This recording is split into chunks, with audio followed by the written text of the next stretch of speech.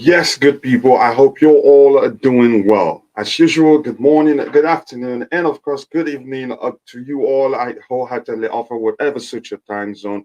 But more importantly, blue morning to you because, in fact, it is the Blue Morning Show. I hope you're all doing well. Please let me know that if the sound is okay today. I don't want it to, again, be irritating you rather than, again, educate you or entertain you. But that's by the way we get into the show immediately. Let's see what we have here already. Quite a lot of people in the chat already. I hope I'd be able to catch up today. Just quickly, I need to take care of my light a bit. There you go. I think that would be a lot more better. Please let me know how the sound is. I hope it's okay. I hope it's not irritating you. That scares the heck out of me. Yeah, big up Francis Winters. I hope you're doing well. Again, these are the three key Chelsea January transfers that if succeeded could turn the club the 2023 championship contender. We pray they do. I hope so. Let's see what happens. James Felix, nice to see you. And this is a Blue Morning Coachella panel and chat from my brother Liam Lane. More importantly, Liam, I hope you're doing well. I hope you're recovering well. I will reach out and hopefully I don't forget. Once I'm done with the school runs this morning, I will try and reach out to you. What do we have again? Please like and subscribe when you enter. If you have not, as it helps the channel grow and reach a wider audience. Already we have 28 likes. That's just on fire this morning. So thank you so much for all the support. I appreciate that. And they find one who says blue. Yes, all blue. I hope you are living the blue life. I hope you're enjoying the blue life. I hope you sleep blue, wake up blue, eat blue, and live the blue life. Enjoy it. There's nothing like that. It's enjoyable. How are you, coach? I'm fine. I'm fine. Madakaya Band, thank you so much for joining the show. Good morning, Lenfio. I hope you're doing well, brother. Again, is the Zidane news real? I haven't even heard it. I mean, I don't think it's real. I think if they do their research very well, they see Zidane is a man. He'll be a manager that will struggle in the Premier League. Really, that at least that's how I see it. Again, I don't have the numbers to back up what I'm saying, but I don't feel like it's that manager again that's that tactically you could say equipped well to do well in the Premier League. He was able to achieve what he did then because of the squad he had. So there's no telling how he'd do with a lesser equipped squad. Maybe that's the case. Big up, Don, to take a CFC, brother. I hope you're doing well. Thanks so much for finding the time to join the show.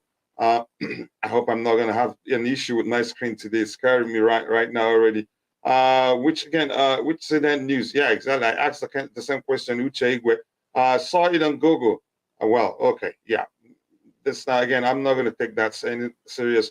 Robin Judge, again, it cannot be true. I don't think it is true. Again, a lot of stuff is from a lot of stuff flying out there, given how badly that we're not really doing well. So again, you could say, I don't know what to call them. They make the most out of it to get clicks, and it does work for them. So yeah, we move on from that one. Yeah, I don't know much about that. According to the Athletic, David Armstrong has said, Chelsea have said, Osimhen could be the next player to come into Chelsea. Probably not right now. If anything, if that's going to happen, then it will most likely be in the summer. I don't see it happening this January. Yes, we're still again haven't infringed any FFP rules, but I think we're edging closer. So we must spend wisely. I don't have anything to back that up, but I think I saw some stuff we'll look at in a bit, which says the same thing. Greetings from here again, Coachella. One okay, Tumo, I hope you're doing well. Thanks so much for finding the time to join the show. Let's keep smashing the like button. If you haven't, please just go ahead and smash the like button.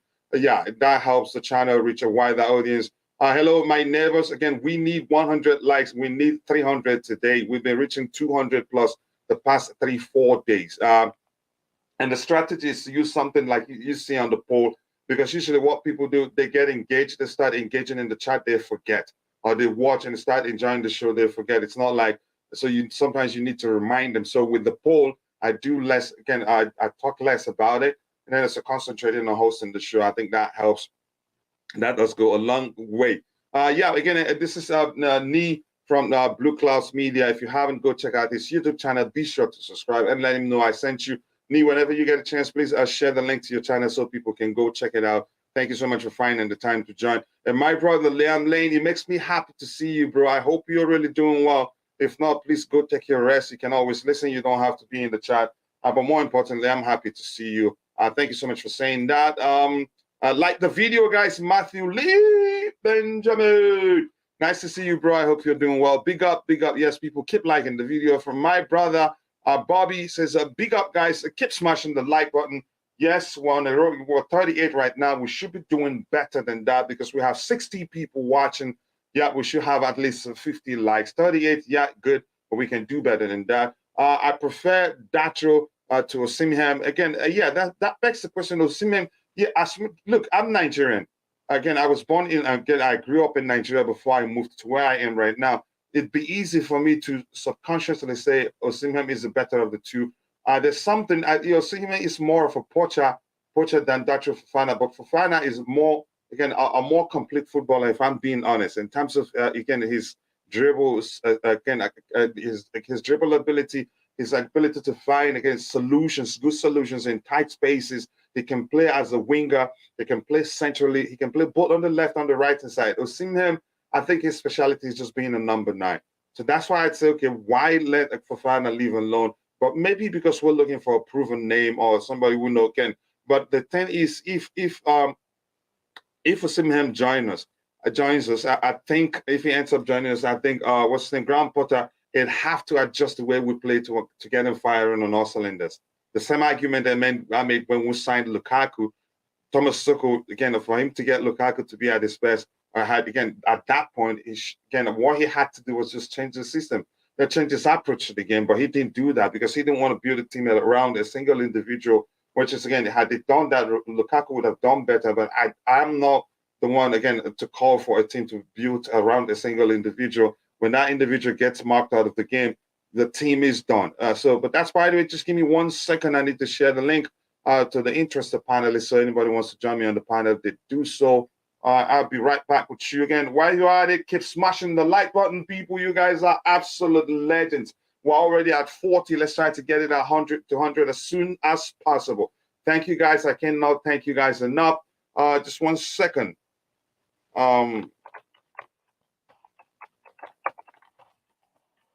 I will be with you in a bit. I think I should type this and save it somewhere so that I'll just copy and paste rather than pause the show again. Keep you waiting while I try to fix it. But that's okay. I hope you guys understand. Yep, we move on. Let me see. There you go. I think we're there. Let's start with with the topics we have lined up. If anybody comes up and have with a differing opinion, I'd appreciate that. Uche Igwe, I prefer Dacho. Yep, you and I the same one day again. Even though we're when we're from Niger, we'll have to be truthful about, be objective, and again, as we decide which of the two players it will do better for us. So we start from here. This is again just to calm everybody down. This says Swiss Rambo says Chelsea are in line with FFP at the moment, but here's where it gets tricky. It says and could improve the situation with sales in January, but also worsen it with more signings. So we have to be strategic about about signing new players. You see that we'll let some people go, we'll let some players go, which you can say will minus their salary, and also again the money we get from them will also help us keep staying in line. So that makes it even more difficult to sign more players. But again, like I've always said, I trust the new owners. They're not stupid. They didn't become billionaires by being stupid. So I'm sure they have capable hands doing the calculations for us behind the scene to ensure that we don't make such mistakes. Because it will hurt us badly. So again, that makes me very happy.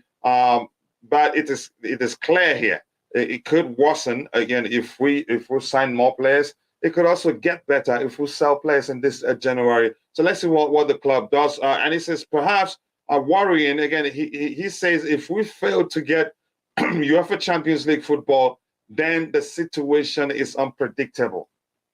That's a part we have to again, part of the whole thing we have to pay attention to. I'm hearing again a lot of people saying, yeah, the new owners, they don't care if we'll make it into top four or not. Yeah, that again, that all they care for us to do well. No, it does. Again, financially, like I said before, the first time we talked about that, it will hit the club's pocketbook badly. So it's important now that we make it into top four. That you could say that's probably the reason why we're very active in the market right now, because we understand the importance of solving that issue. That is you could say the apparent issue or the obvious issue that we have in the team. That's that's you could say what some of the reasons why we're struggling right now. We need to sort it out right now. We don't have to wait till the summer, because some people would have said just wait till the summer since blah blah. Since again we don't need to make it the top four. No, we needed to make. We need to make again a top four. We need to make it. You can say, let me just phrase it this way, because there are rules. Top four isn't really where it ends. I think there are other the new rules that again I haven't gotten myself well acquainted with that criteria where we can still make it to Champions League due to some other calculations. But it's important we make it. We participate in the next edition of the Champions League. If not, the situation could worsen, as you can see on the screen here. So we move on from that one. Let's see what else we have on the screen here. Whatever Chelsea is cooking will be a pleasant feast. It will be indeed. But at the same time, again, we don't have to add too many ingredients and end up, again, too spicy to handle, which in this case, I'm referring to us not spending too much again and then infringe the FFP, any of the FFP rules or something like that. So yeah, I hope you're seeing what I have on the screen there. It's important we spend strategically and not just going to the market and be throwing money at every player we want. Now you know why we didn't pay that much money for Enzo Fernandez. We didn't bend over for Benfica. We have a certain amount that we budgeted for the purchase of Enzo, which again, that's why we say, okay, that's all we're gonna pay. That's all we're willing to pay for this, because already we have our budget. But that's, by the way, I have Bobby in the house. Bobby, good morning to you. I hope you're doing well, brother.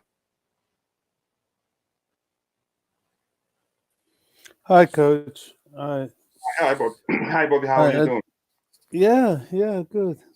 I just caught the tail end of the discussion about finances, and hey, look, the club knows that it's very, very important for Chelsea to be in the Champions League. We are a top four side. That's just how it is, period.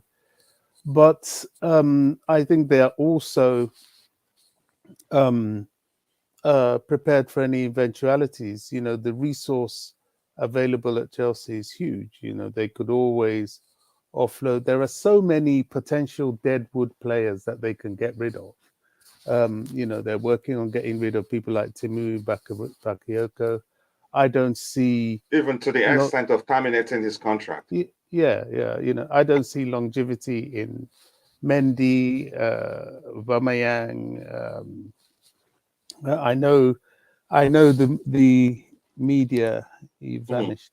I know the media like to cherry pick the better Chelsea players. Talking about Colwill, people want to buy them and all that. No chance. They're not buying those players.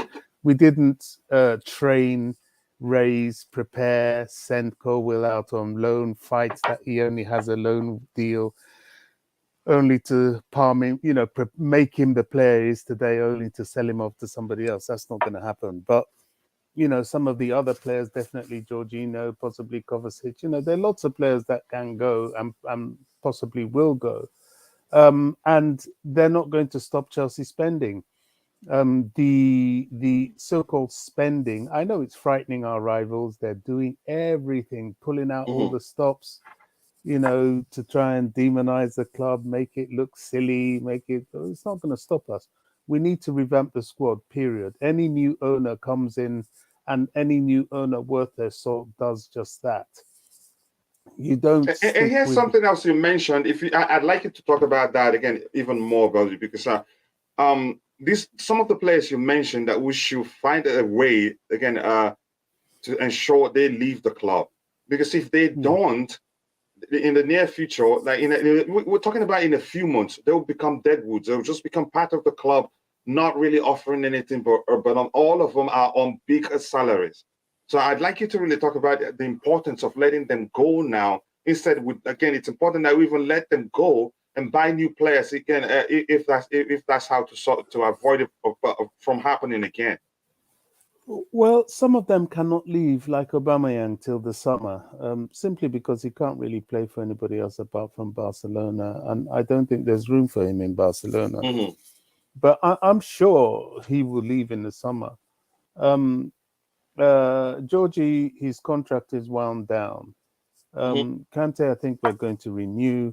Kovacic, though he has a contract, he still has a high market value, and if we show him that we've had enough, I'm sure he'll look elsewhere. Mm-hmm. Ruben, sadly, depending on who we get in the midfield, his injury record has put him under threat. Who else? I don't know if they'll renew with Thiago Silva. I'm sure they're looking at it, but with all this talk of Vardio and certainly the return of Colwill, they may not renew with Thiago Silva. Cesar Spilicueta, one more year left. Will he go? Possibly. There's a lot of room. There's a lot of room for these. Definitely, I mean, looking at the likes of Ziyech, Pulisic, will he be here? I don't know. If we do a deal for João Felix, I can see us being willing to let Pulisic go. But at this There's point, you don't think no. not in January, no. And besides, he's injured. Who's going to take an injured player? He can't go in January, no. Mm-hmm. A lot of these players, them leaving in January will be hard. Maybe Ruben, if we need to do that, it depends on who's coming in. But the new owners won't just offload. Our problem has been quality depth. That's been our problem. So they won't shallow out the club any further. If anything, they will stay with surplus players. We're not out of the Champions League. Mm-hmm. Mm-hmm. Certainly not yet. So, we're still there at the moment this season. There is a slim chance we can qualify through the league. There's a slim chance we can qualify by winning it. And you never say never in football. That's never been a Chelsea way, and that should not be a football way.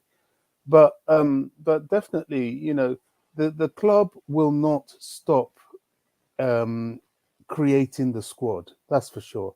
Whether we're in Champions League or not, they will create that squad. FFP is considered. They're doing things to mitigate for FFP already. Length of contract is a glaring act of mitigating for FFP. A lot of these players are bought and registered in the development squad. That doesn't stop you from playing for the first team, but it does mitigate for FFP. All these young under 21s, 22s, Santos, Fofana, even to some extent Mudryk. They can all certainly be registered in the B list for the Champions League, and that can still allow you to play in the main team. So there's a lot of these loopholes that we're looking at, and it's important we do it now. That's why we're scrambling to get it done now, because the FFP police, who are only astute when it looks like Chelsea are progressing, will definitely change rules. And if you get in before any rules are changed, you're secure. At least within the terms, the time with which you made your purchase and contract, unless they become more draconian. And yet again, they need to be careful. There are laws of trade, there are laws of business, and these clubs, you can only corner them so much, and also you can only create these laws if the clubs rubber stamp them. Who creates FFP? It's FIFA. Who's who really controls or supports FIFA? Well, it's the big clubs. So they all have to be in agreement, and they won't agree to something that would be totally detrimental to themselves. So I wouldn't worry too much about finances at this point. We have to build, we have to spend on and off the pitch. It has to be part of the model, and thankfully we've got owners that are doing just that. Yeah, they're paying attention. Let me catch up with the little we have in the chat here. It's not too many, but yeah, but it's important that I do. Just again, too spicy to handle. First, a visual. I'm glad you enjoyed that one. And to my brother CFD for hey, big up, brother. I hope you're doing well. Thanks so much for finding the time to join the show. I know you're very busy, man. School, everything, and your own channel too. One of the fastest growing. I think you should be around 70,000 or even more subscribers right now. If you haven't, go check out CFC Fahim's YouTube channel. Please do subscribe and let him know I sent you great content, always objective, and that's why, again, he's my brother. I appreciate you finding time to say hello, brother.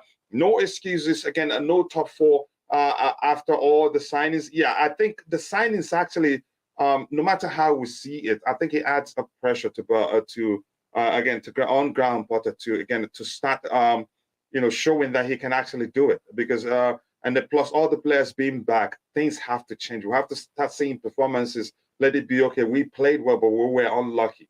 Other than that, I think he's in trouble, really. But I think he's lucky. A lot of players are back now, plus the new signings. I think we're capable of doing seeing some good run from here on. Big up, guys. Just after an opinion from you both, do you think the way we are going with the long-term lower wage contracts will affect a Mason Mount a new contract, i.e. wage demands? Bobby, I'm throwing that one at you if you're still there. But that's an excellent question, really. Are you still there, Bobby? Yeah. What's the question? Should I read it for you? Yeah, just because I can't always. Okay, he says again, he says hello first. Big up, guys. Just after an opinion from you both, do you think the way we are going with the long-term contract and long-term, you can say contract, yeah, lower wage contracts will? Let me read that again. Do you think the way we are going with the long-term lower wage contracts will affect Mason Mount's new contract? Example, wage demands.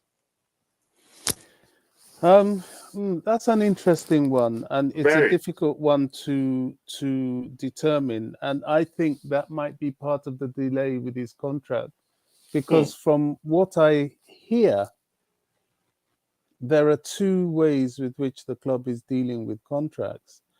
They are not keen to paying big wages anymore, and they're keen on making a basic income, and then the rest based on a performance-based bonus system, which would give every high-performing player the possibility to earn big wages. Absolutely. Now, if they pay, for example, Reece James is on a big wage now. His contract is with a big wage, but that eliminates bonuses for him. So I understand. I don't know the detail. I haven't seen his contract, but this is what I understand. Is that good? Is that bad? Well, I think he's on about 200 and something.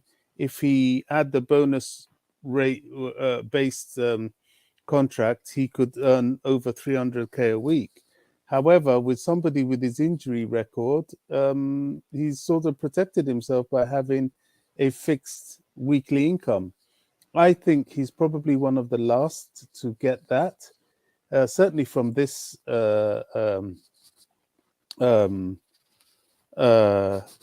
ownership.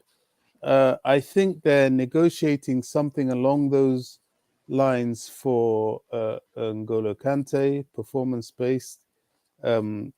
Is that acceptable for him at his age, who might be looking for some final security? I don't know. They might be a little bit more flexible, but will they go up to the 300k mark a week for any player? I doubt it. I doubt it very much. They're in a hole with that, with Lukaku. That's why, I don't think the club will go for Osimhen, because they already have the burden of Lukaku, and that it was Haaland that created that idea of going back to the old-fashioned centre forward. You really have to be an exceptional centre forward for it to work in a modern team, in a modern top team. You need a more flexible attacker, really. So I don't know if we'll go for someone like that. Vlahović, perhaps, because he's flexible. Definitely Detro Fofana. But yeah, I mean, Mount, it's a difficult one. It's hard to tell, right?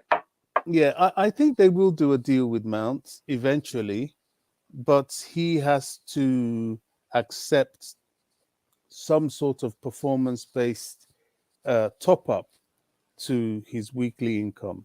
They'll give him a good wage. The thing about Mason Mount is that his value to Chelsea is more about who he is more than what he does. And every club always has that guy. He's not particularly an exceptional player, but he carries the image of the club. Yeah. And Mount is one of several that do that, but the image of the club lies very much with our academy products. And I think it is good for Chelsea to have these academy boys coming into the first team and being a flagship for the first team. And Mount is definitely one of those. So they will do a deal for him, but it will be carefully crafted. Yeah, to me, Mount is again. He is again in that category of players that I call the spine of the club. And like you said, he means more. Again, more than just a player for the club on and off the pitch. He represents what the club is really, given he's an academy product. And he's done quite well for himself, if we're being honest here. But we move on from that one. Let's see again. We'll get into the next stuff we have lined up, and let me see what we have in the chat here. Lenfield says again, talking about the quality depth of the team, Bobby is willing to sell 7 present regular first team again players, leaving us with inexperienced youth. How do you intend to have quality depth? I think that's a good question. Yes, Bobby isn't saying let them go immediately. I think Bobby's suggestion was again, I know Bobby has always said you don't let any player go except if you have a good replacement. Yeah. So Absolutely. maybe he didn't add that to it. So yeah, I don't think Bobby is all for letting them go without bringing anybody in. No, we have to bring in someone else. He named a few players that he thinks maybe are not going to renew, or the club wouldn't be willing to, up their salary and all that. So I don't think I know Bobby quite well to say I don't think that's what. No, it just ends with letting players go. We still need a DM. The whole thing comes down to how Graham Potter likes to approach the game. And I think we need a DM. To me, I'm still calling for us to go for Ismail Benessa. He's not your stereotypical DM. He's special. Yeah. I mean, I don't know him. Who does he play for? His vision, passing range, and ever renewed with AC Milan. Just 1 second there. I hope I'm not going to be fighting with my connection today again. Yeah, I sort of even after Benessa renewed with AC Milan, his buyout clause is 50 million euros, which is again a very, very you could say it's still cheap, really, given his quality. Fight for Trossard. I know where that's coming from. You Arsenal fan, young hung lion. No, we don't want. Sorry, you take him. I don't think we really want him. If we want him, I think we'll be fighting for him right now. But I get it. Welcome to the channel, by the way. We have another channel called, again, a Soccer Perspective. There we cover Arsenal and other channels. And on Soccer Perspective, we're looking for Arsenal panelists. So if you're interested, hit me up on Twitter. Maybe we can banter there. But I hope you're doing well. Okay, there you go. Again, does Felix have a buy option on his contract? No, he doesn't. If anything, something happened that, again, that's concerning to the Chelsea fan base. Before he left Atletico Madrid, he signed a new contract, which we were hearing that he signed in a hurry and probably not too sure what's on the contract that he signed. But that's not a problem. The most important thing is, again, first of all, let him do well. If he does well, I think the rest will be history. If he does well, and also more importantly, if he wants to stay, that changes a lot. It doesn't matter what's on the contract he signed, of which you could say again, at the point he signed the contract, he could argue he was under pressure, not really sure what was going on. I think, yeah, they'd look into it. But that's, by the way, we'll move on from that one. Bob, you wanted to add anything else before we move on to the next topic? Yeah, I mean, this is yet another thing. I mean, if we were assured a Champions League position, negotiating, keeping João Felix, if we want to, would be easier. Not being assured the Champions League position, therefore, makes that one even, more tricky. So we have to work hard to overcome the position we're in now and go for that position. Yeah, that further highlights the importance of participating in the next edition of the Champions League, no matter how anybody sees it. But that's, by the way, again, can you guys please talk more about Chalobah's contract? He's extended. Why do we really need to talk about it again? He's extended to, I think, what year? Is it 2026 or 2027 or so? Or 2028. It was a 6-year extension. Yeah, I think we're good with him. So don't worry about Chalobah. Let's see what else we have lined up here. Just give me 1 second. It looks like it's one of those days that I'll struggle with my screen badly. Again, if you're in the chat, let us know what you think about what's going on. If you have any question, throw it there and we'll try to address it. Again, my screen is not helping. Okay, there you go. This one here, let's see what it says. But I'll come back to what we have in the chat. This one is on Trevor Chalobah is signed. He extended his contract to 2029. Okay, it's on to 2029. So yeah, I'm not worried bothered about him. Discussion there. Yeah.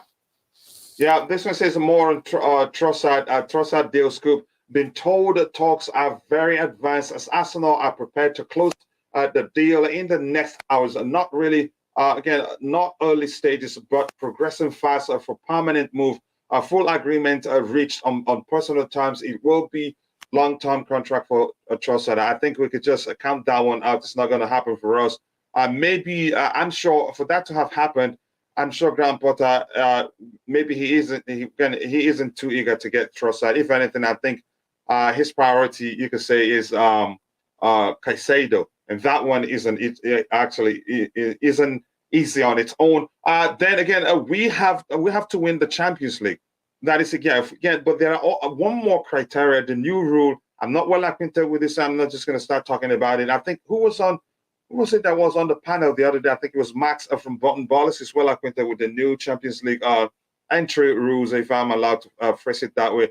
But that's, by the way, we'll move on. Yeah, it's either we make top 4 or we win it, or the other rule maybe will be safe. How about again the deal for Dumfries and all this? We'll get to that in a bit. We'll take them one by one. We haven't heard anything new. What we heard was that again we were offering around, was it 28 million pounds, and Inter wants something around 35 or so. So the disparities are like about 7 million pounds. But we'll get to that in a bit. So this one, bye-bye Trossard, I don't see it happening. I don't think we'll attempt a hijack, because if we try that, it will most likely lead to us spending unwisely or recklessly, because to outbeat them means we'll pay more money unnecessarily. But let them take him. I think we have quality in those areas. He's a winger. That's where I see him predominantly.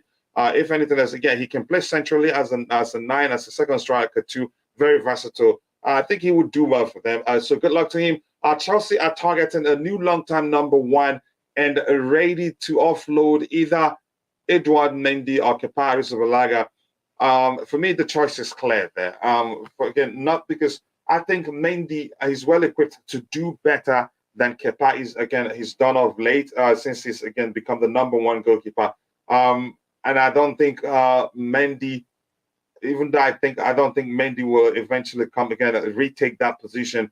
I think he's well equipped to do better than Kepa. But unfortunately, if you ask me to pick, I'd pick Kepa over Mendy. Kepa is good on the ball. He has his own deficiencies, but he's the better of the 2 goalkeeper overall. I'm sorry to say that. That was a time, Mendy was the man. But at one point, it looks like he lost it.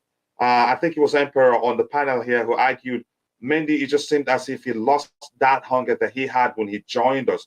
The lapses in concentration that we saw, again, repeatedly last season from him, it was really concerning. Like, it was like a schoolboy goalkeeper mistake, really. But your thoughts, Bobby, on the Mendy situation?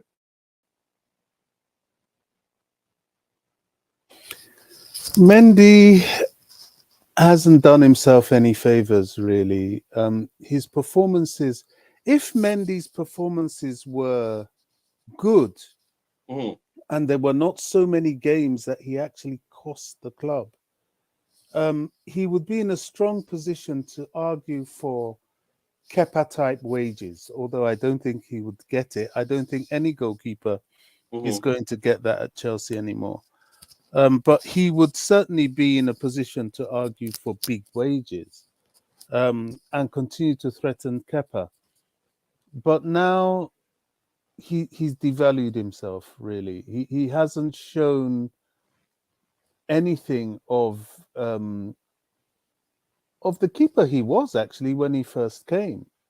Very clumsy on the ball, still good at certain shot stopping, still fairly good at collecting balls aerially, but he hasn't shown that class. And if he continues to insist with his downward form on a super contract, we simply have to let him go.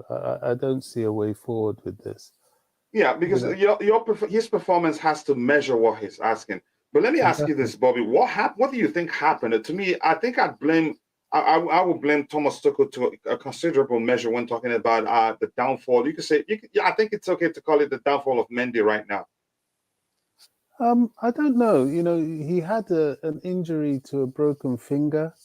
How you never know with these players how long they carry these injuries. Many of them play through all manner of injuries, and they're in pain as they play. Does that have anything to do with his poor handling of the ball at his feet? It seems unlikely. I just think what has happened with him is pressure. I think he's played a lot of high pressure games. He's been in a lot of high pressure situations. Faith was shown in him, so you can't blame Tuchel. Tuchel stood by him 100%. So how about let me phrase it this way, Bobby. How about again? You really remember when that argument was again? I think especially on Chelsea perspective, Matt, and some other people argued. Even Nick Blue argued he needs to be dropped for his own good. I think that would have made a difference had Thomas Tuchel done that early, because we're humans. Because he made errors after errors and was averaging a single mistake per game, and again he didn't get dropped. We're human. Subconsciously, he'd feel like again he's undroppable, and that can without even knowing it, not working to improve, to not realizing again he's making those mistakes, because you could say more than 50% of solving a problem is realizing you have a problem. And Thomas Tuchel didn't make him feel like he has anything to work on. Had it dropped him, I think he would have, again, you could say, regained his form. But probably he felt like he was, again, indispensable, really.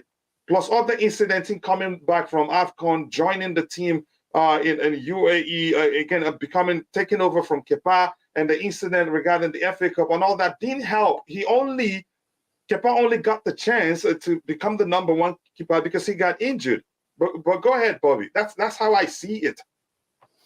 Yeah, I mean, it's a strong argument. It really is. The counter argument with that will be right throughout football. Many top flight goalkeepers have lost form, and the managers have stuck with them, and they found their form again. I can remember Buffon having a few clangers, but he wasn't dropped by Juve or whoever he played for, and he got back again. Same thing with Donnarumma. You name it, all the big goalkeepers have had periods of bad form. So it's hard to measure it. It really is. The only way you can measure it is that whatever the case may be, he hasn't come back to what he was in the beginning, or is it just that his flaws are now being exposed?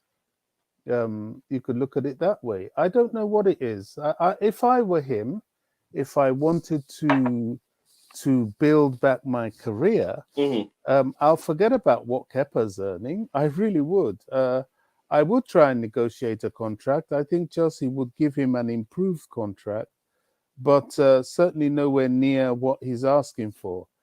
Now, will his pride allow him to do that? Because these top athletes, once they taste a high level, it's very hard for them not to keep tasting it, or to go back to humility. So the problem now is, will his pride allow him to accept a contract that will certainly be less than Kepa's, and may have a performance clause in it, which is what the management look at.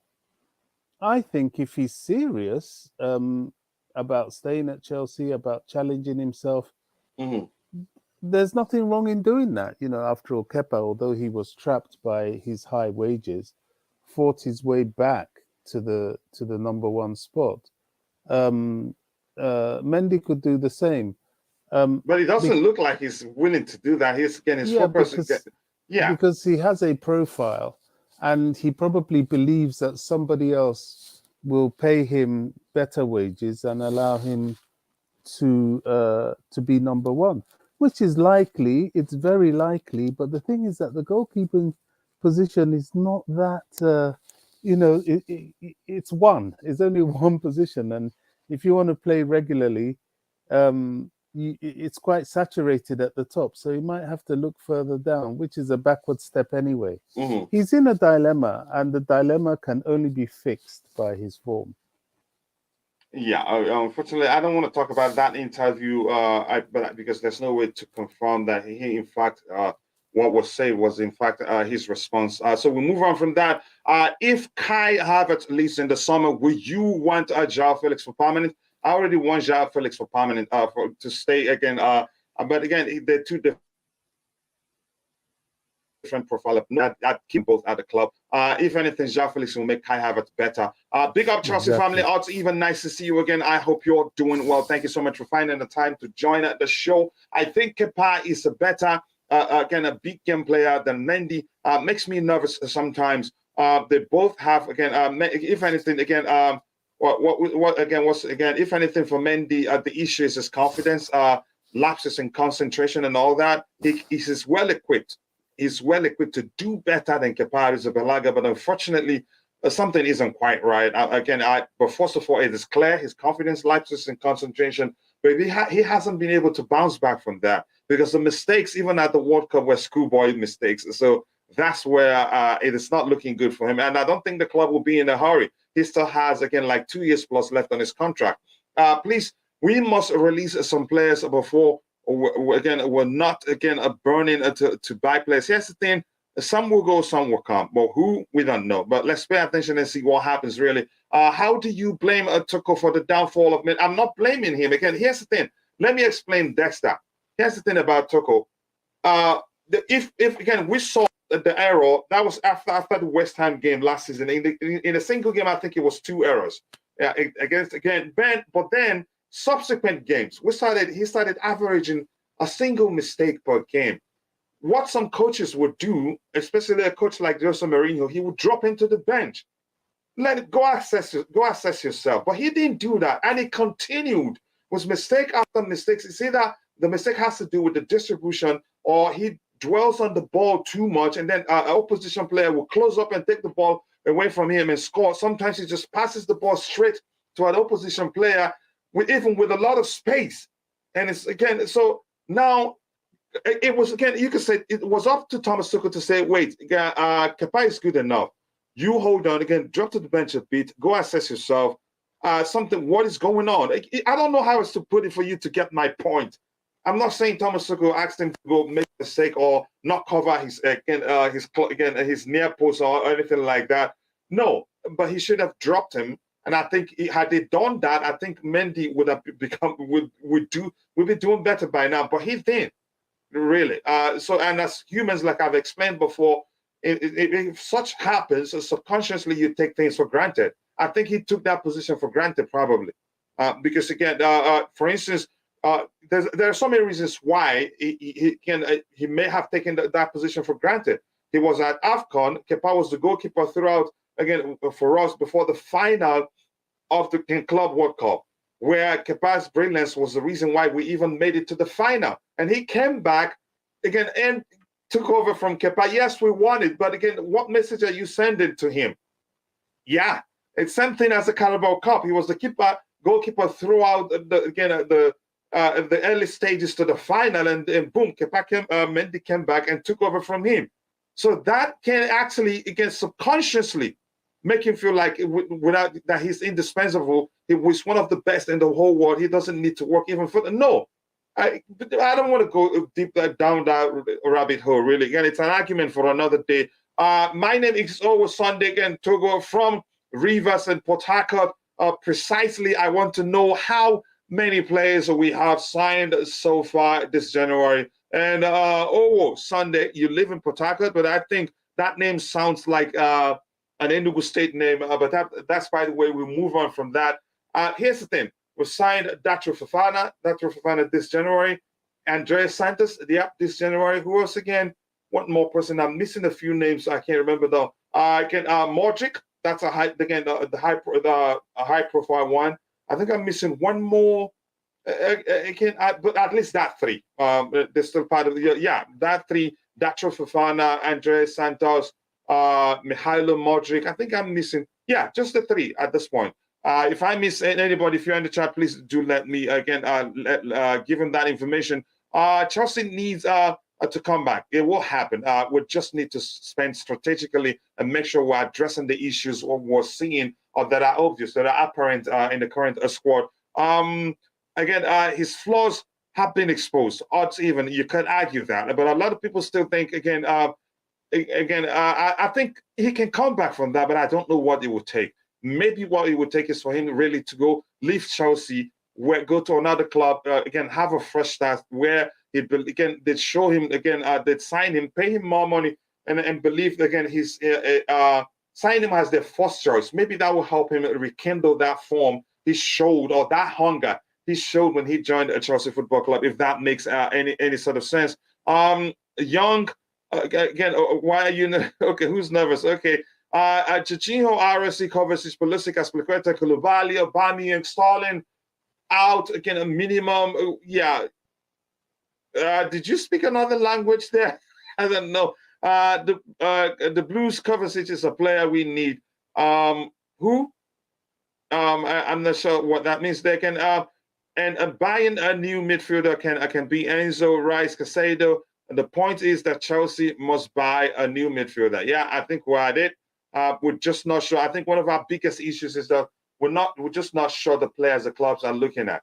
Again, that's why we're frustrated, especially in the right back position. We're not sure, and some of us again are concerned that the window may shut, and without us again not getting the right back or competition for regions or however you want to phrase that. But that's, by the way, again, I think will be good by the time the transfer window shuts.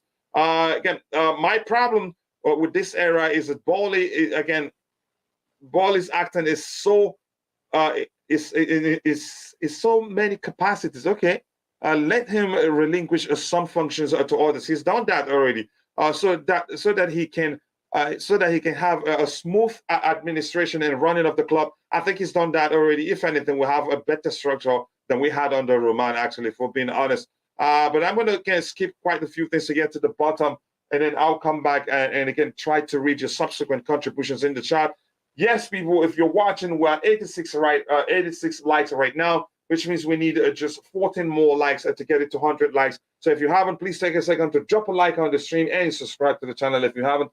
Even if you're watching and you cannot participate in the chat, again, we'd appreciate it if you can take just a second and drop a like on the stream. It does go a long way. Thank you so much for saying that, Liam Lane. It's time for Chelsea to overhaul the midfield sector because Jorginho RSC is not creative enough, and it's been too long. But playing the same cannot be different for the team. Yep, again, doing the same thing over and over again, expecting different result, it doesn't work.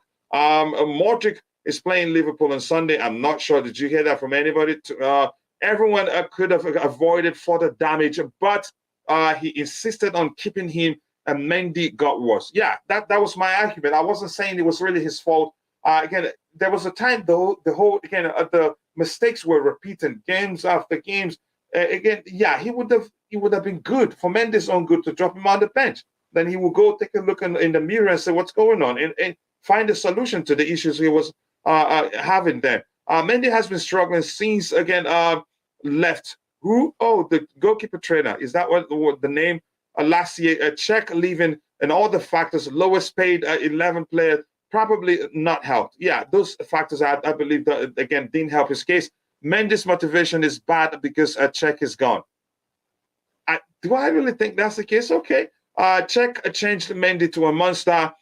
Breaking news: Trossard to Arsenal has progressed considerably. Yep, I've already said bye-bye to him. Thank you for that, Bobby. Chelsea all the way. Alisson has been making mistakes, but Liverpool don't drop him. It's only at Chelsea that this rubbish happens. Reactionary. No. Kick Chelsea all the way. Again, you know I love you, bro, but you have to be objective here. Do you see Alisson make a mistake again? Averaging a single mistake per game. That's not the case. That's not me actually hating Mendy. You've heard me say Mendy is equipped to do better than again Kepa actually. But Tom, again, here's the thing. I don't know how you're saying it. I think you're saying it as if it's an agenda against Mendy. No, that's not the case. That's not the case. Something is wrong, and you know it. What goalkeeper? I get it. Alisson every now and then makes a high-profile mistake, but you don't see him repeating mistakes game after game after game after game. At one point, that was the case with Mendy. It's either he makes a mistake with his distribution, or again he can't stop. You see lapses in concentration. No, I don't know what this is not reactionary. Really, that's not the case. Do I like it that he's one of the lowest paid? No. Do I like it that again something changed that I don't like? No, I don't like it. He's well equipped to be the best in the world, but something isn't quite right. Maybe this is what he needs to fight and show he can reclaim the #1 spot. So if you're advising him, I don't think your advice will help. If you're saying it as again the fans are reactionary, reactionary, that's not the case. If you want to improve in life, pay attention to your critics. Again, some of the things they say, believe me, again, are the truth, and it can only help you become better.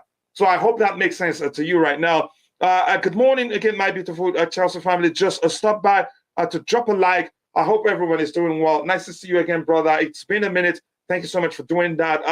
But Shile, again, an excellent player for us. I hope to see more of him again, but he didn't do anything special on the day. He kept it simple, which is, again, what intelligent players do on their debut. You don't want to do too much to impress. Just, again, be yourself and enjoy the game. And he did just that. Right now, Kepa is, again, 72 meters, and it's on 160. Yeah, that's not okay. I agree, but that's not the issue right now. Why is he still here? And it's Mendy who has to go. Nobody said Mendy has to go, but maybe if we're not willing to pay Mendy what he's asking, or maybe if Mendy has tried and things don't seem to change again, it doesn't look like things will ever change for him. Maybe he needs a fresh start.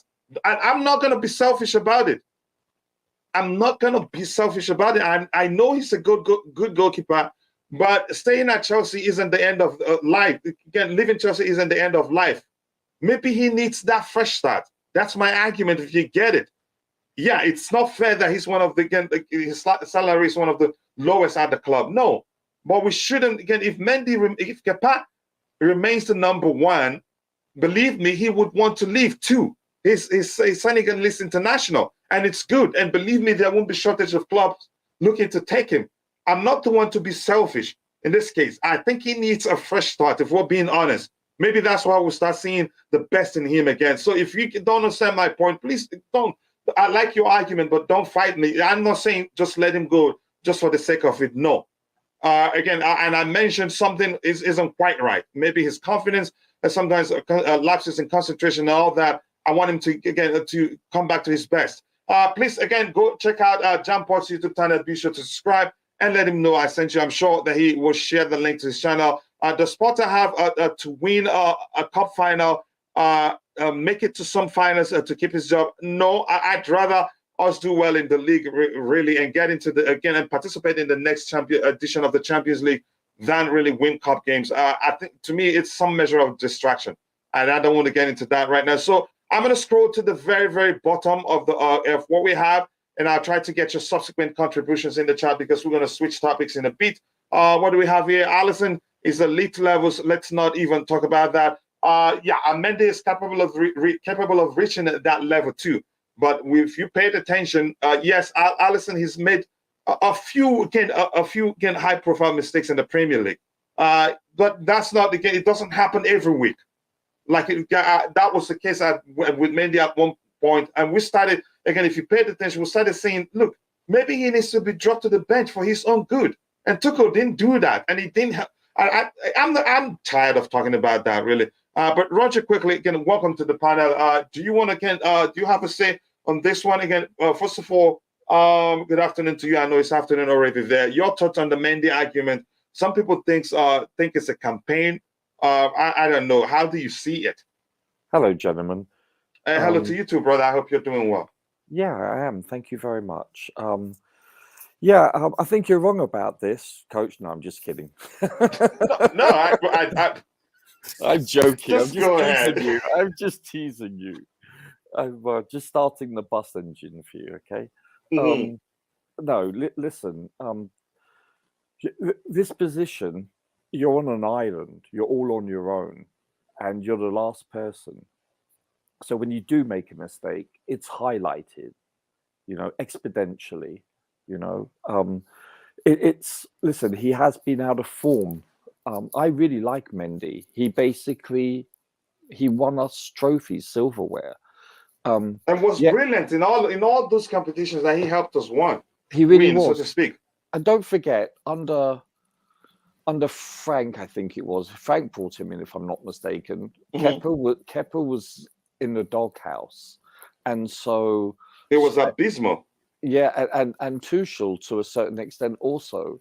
So I don't think Tuchel really wanted to go back to Kepa. I think he had so much more faith in Mendy. I think that's a reason why. And I agree with you. Just quickly, the Blues, Chelsea. I'm not saying throw away Mendy. I'm just saying things from Mendy's own perspective. As things are, as we see things right now, I don't see Kepa being dropped and Mendy taking the #1 spot. So I'm saying things from Mendy's own perspective. Plus, it doesn't look, again, maybe he needs a fresh start. I'm not being selfish. I'm just being, again, a human being. But go ahead, Roger. But I agree with you. I think Mendy should have been benched prior to him getting hurt. Don't forget, Kepa started the #1 position because of Mendy being hurt. I think it was his knee. He tweaked his knee or something. I forget which particular injury. So you're right about that analysis. Listen, Kepa has been in fine form.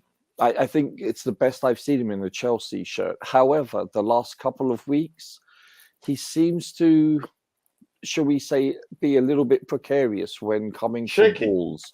Yeah, the Fulham one, I can understand because it was a really windy day and that ball. And don't forget, these balls are not the balls that you played 30 to 50 years ago, where they're heavy and so forth. These are balls that are easily deviated by the wind. And however, he was in no man's land. I think it was a combination of him hesitating and also the ball not being where he anticipated the flight of the ball. I think it was a combination. But and he's lost his confidence. You could see the last game against Palace, he came out for a ball and misjudged it. Other than that, his distribution, this is what separates Mendy and Kepa. Kepa, if you have a look, I think he has a better first touch than Sterling. His first touch is very technical. He's excellent. His distribution. Our former goalkeeper said he can actually play in a midfield. Yeah, I'm telling you, he's. Have you not watched him? As soon as the camera pans and you see a goalkeeper in view, I look immediately at the goalkeeper, not where the ball is, and see what his position is, what his footwork is, what he's doing, etc. Kepa is usually very solid technically, especially as I said with distribution, which is a major part of Chelsea's game, building from the back. And unfortunately, Mendy, is not quite as gifted, shall we say, as Kepa is. He's a little bit. He kind of reminds me of who's the centre back that went to West Ham. I forgot his name. That blew out his knee. Kurt Zuma. He kind of reminds me of Kurt Zuma on the ball.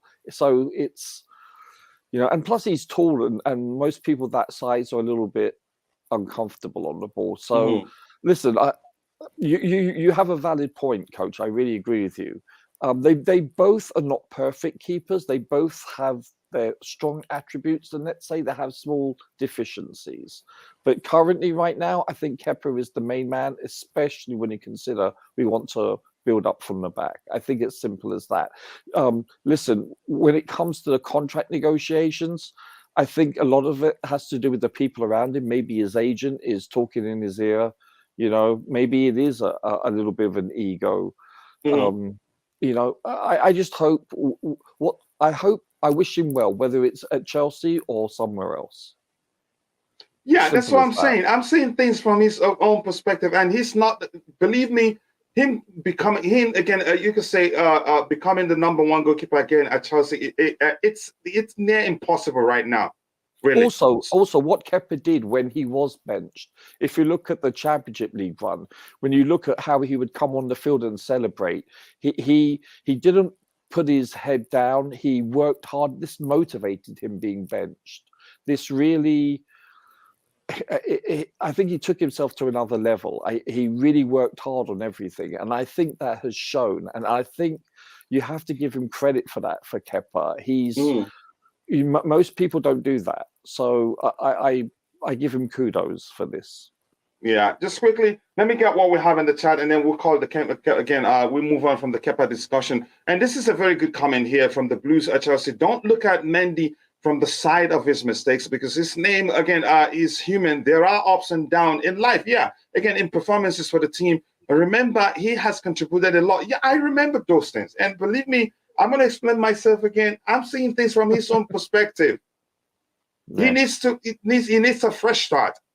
The chance of that being at Chelsea, possibly a fresh. Let me just say, possibly a fresh start will help him, because even at the World Cup, we saw that something isn't quite right too.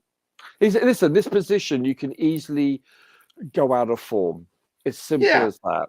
And that doesn't mean Mendy isn't. No, that's some good in him. And let me say something that will show you how I value him. I don't think he gets enough credit as to how good he is on the ball, but he cannot measure Kepa in that aspect. Yeah, he's a great shot stopper, Coach. Yeah, and sometimes can do well in terms of his distribution. If you followed the Champions League final, it was him that found what's his name, Ben Chilwell, who dropped the ball to Mason Mount with a one-touch pass. As if he acted as if he was going to drop it, but he dropped it. Again, it became a pass. Again, he passed it to Mason Mount, who now found Kai in that space. That's again, he's good. He can be good, but he's not the best at it. No, but I want him to do well. I'm not going to be selfish about keeping him. He wouldn't even want to remain the number 2 at Chelsea. No, he wouldn't, and I don't see that changing. Plus the contract situation for him to have rejected what the club offered him, which means you could argue the club don't value him that much. The new owners maybe don't value him that much. Plus, probably we heard that he felt disrespected. So yeah, I think maybe he needs a fresh start. If you get my point. So, but thank you for that comment. What is our position about Caicedo? We'll get to that in a bit. I don't want to be jumping from one topic to the other. Let me see. I think something from an OG here I want to get so we can move on. These nice players need to go. 9 players, so to speak. I'm waiting for the list to see. Chelsea should be ready to stop the counter-attack from Liverpool. I don't want to talk about that game right now. I think we'll do a preview this time. Yes, guys, please keep liking the stream and also do subscribe to the channel if you haven't. Right now, we're at 102 likes. You guys are absolute legends. We're killing it. I think we should be able to make it 300 likes today. I appreciate that so much. Thank you for saying that, my brother Liam. And please do get better. More importantly, every time I see you again, I recall I should be praying for you, brother, and I know you'll get better. And thank you for finding the time to join the show. Even you're not that strong. Kai was brilliant before joining. So was Pulisic, Ziyech, even Mount and Mendy were amazing. Mendy become, again, I think the world saw Mendy when he joined us. Was amazing. They can still be amazing players if we support them and stop tearing them down.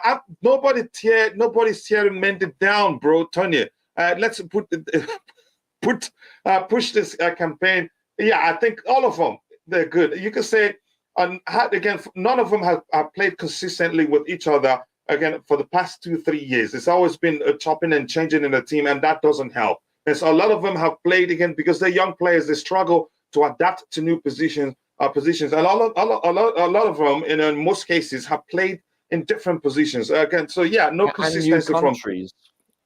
Sorry?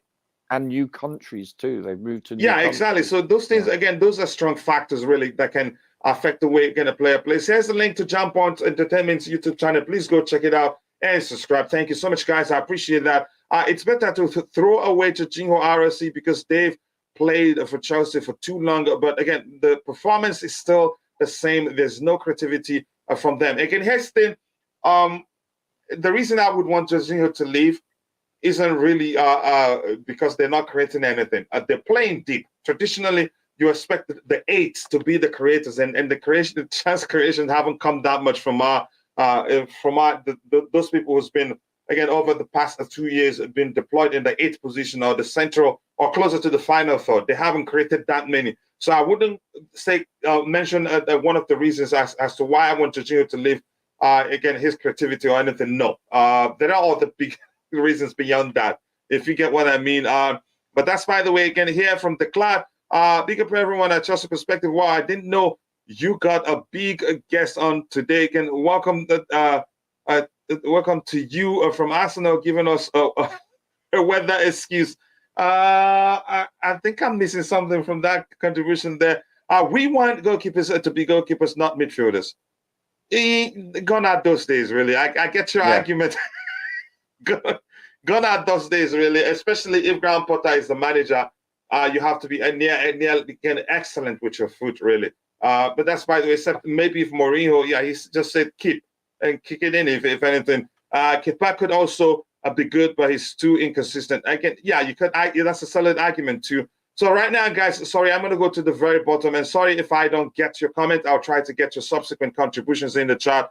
We move on to the next topic. The club were targeting a new long-term number one and are ready to offload either Edouard Mendy or Kepa Arrizabalaga. Let me ask you that question. What would you do, Roger? I think I know who we're talking about. Raya from Brentford, yeah? Yeah, we'll get to that in a bit. But of the two goalkeepers, if you're to, again, if it were up to you to say, again, who leads, what would you do? It's hard because I'm not at training. I don't get to see them every day. But based on what I see on the actual pitch, I would say keep Kepa because of his distribution. He's more technical. And if there's a possibility if Mendy can be happy, I'd say keep them both. Yes, of course. But I don't think it'd be, again, he'd accept playing second fiddle to what's his name? Sure. To Kepa Arrizabalaga. But go ahead, you were saying something. Yeah, that gives us an amazing 1-2 punch. It really does in the league. If God forbid one of them goes down with an injury, we have an elite backup, and most teams can't really say that. Having said that, I've seen the highlights reel of the Brentford keeper, and he's pretty impressive, Coach. Yeah, but we'll get to that in a bit. But I get your argument. Fed it the truth. Let me see. Mendy has been turned down. Again, his form had been poor, but his greatness for us has been forgotten. I don't think anybody would be able to take that away from him. Meanwhile, past mistakes are treated with kids' gloves. I don't think he's how many times now? Here's the thing. This is now, again, it's easier to make this one side, the supporters on the other goalkeepers camp to just come and throw and say the supporters from the other goalkeepers camp that, again, they're doing that. This is, again, to me, if we're being objective, really, Kepa has made some mistakes, but it's still, he's done better than Mendy has done in the past. but he hasn't measured what Mendy has done for the club, really, if we're being honest. But that's not my argument. I'm arguing that Mendy needs a fresh start. That could be at the club. How that's going to happen, Possibly. I don't know. But he's most likely going to leave than remain at the club, if that makes any sort of sense. And that's how I see it, even from his own perspective. Already we're hearing he's feeling disrespected by how much the club offered him, and he felt like they don't value him. Plus, I'm not going to say this again for the last time. I don't see Mendy accepting sitting on the bench and Kepa remaining the number one for a long while.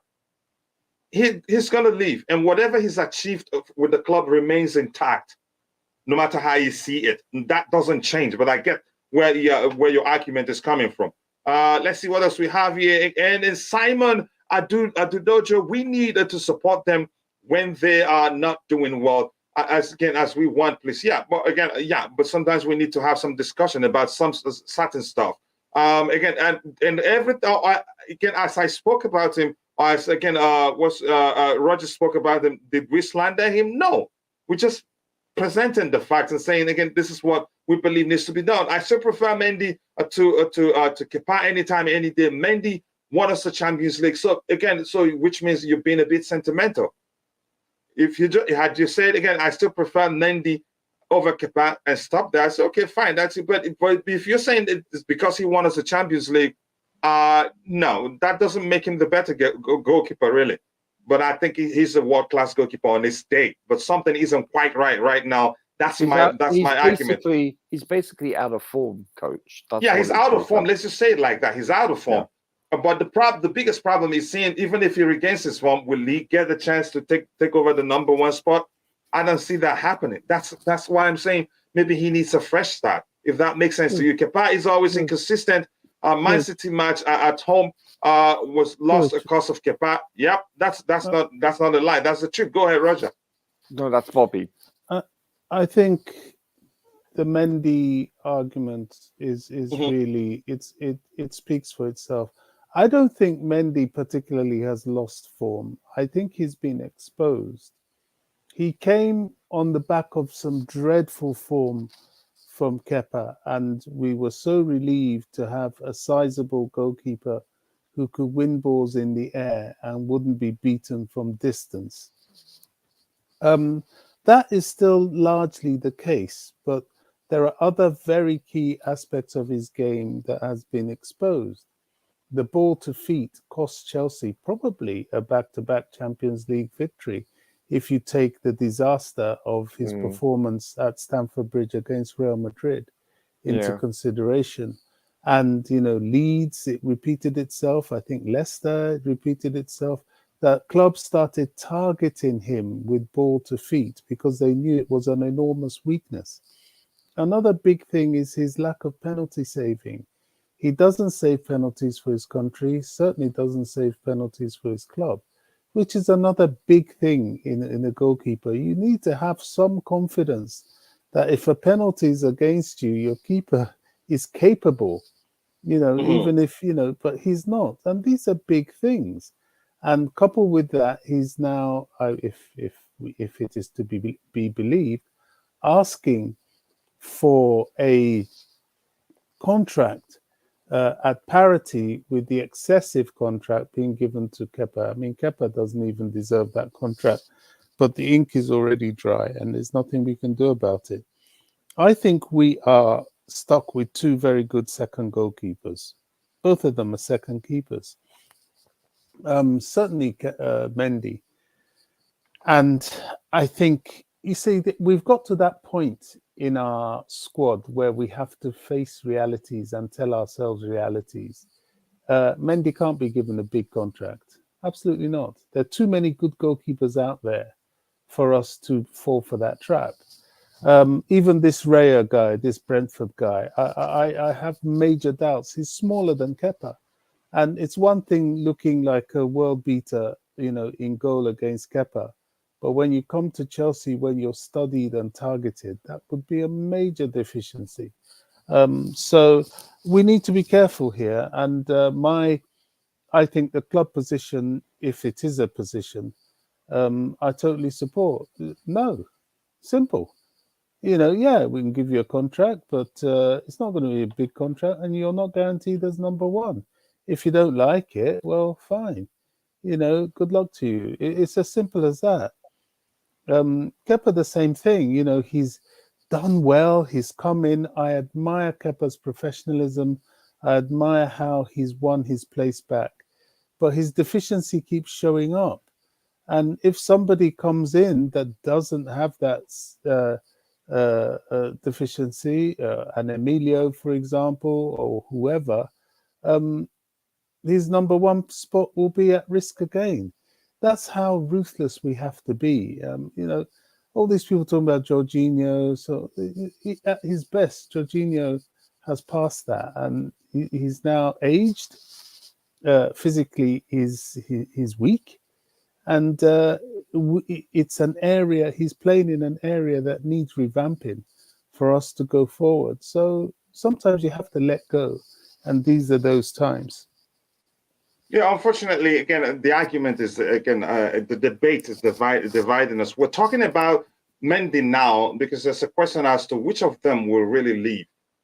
Chelsea are targeting a new long-term number one. It says specifically long-term number one, which means either Kepa or Mendy would have to leave. And the argument, who would you want to leave? What about Slonina? I think, Bobby, I've asked this question again a million times. Nobody is well acquainted as how good he is with his feet. Well, nobody has ever come out and say, "Well, I've watched him play. I think he's going to be as good with the distribution is great and all that." But go ahead with what you were saying. Yeah, trouble is these days I don't get round to going to watch the academy boys anymore. He played a game with the development squad. He kept a clean sheet in a 2-0 win over Leicester.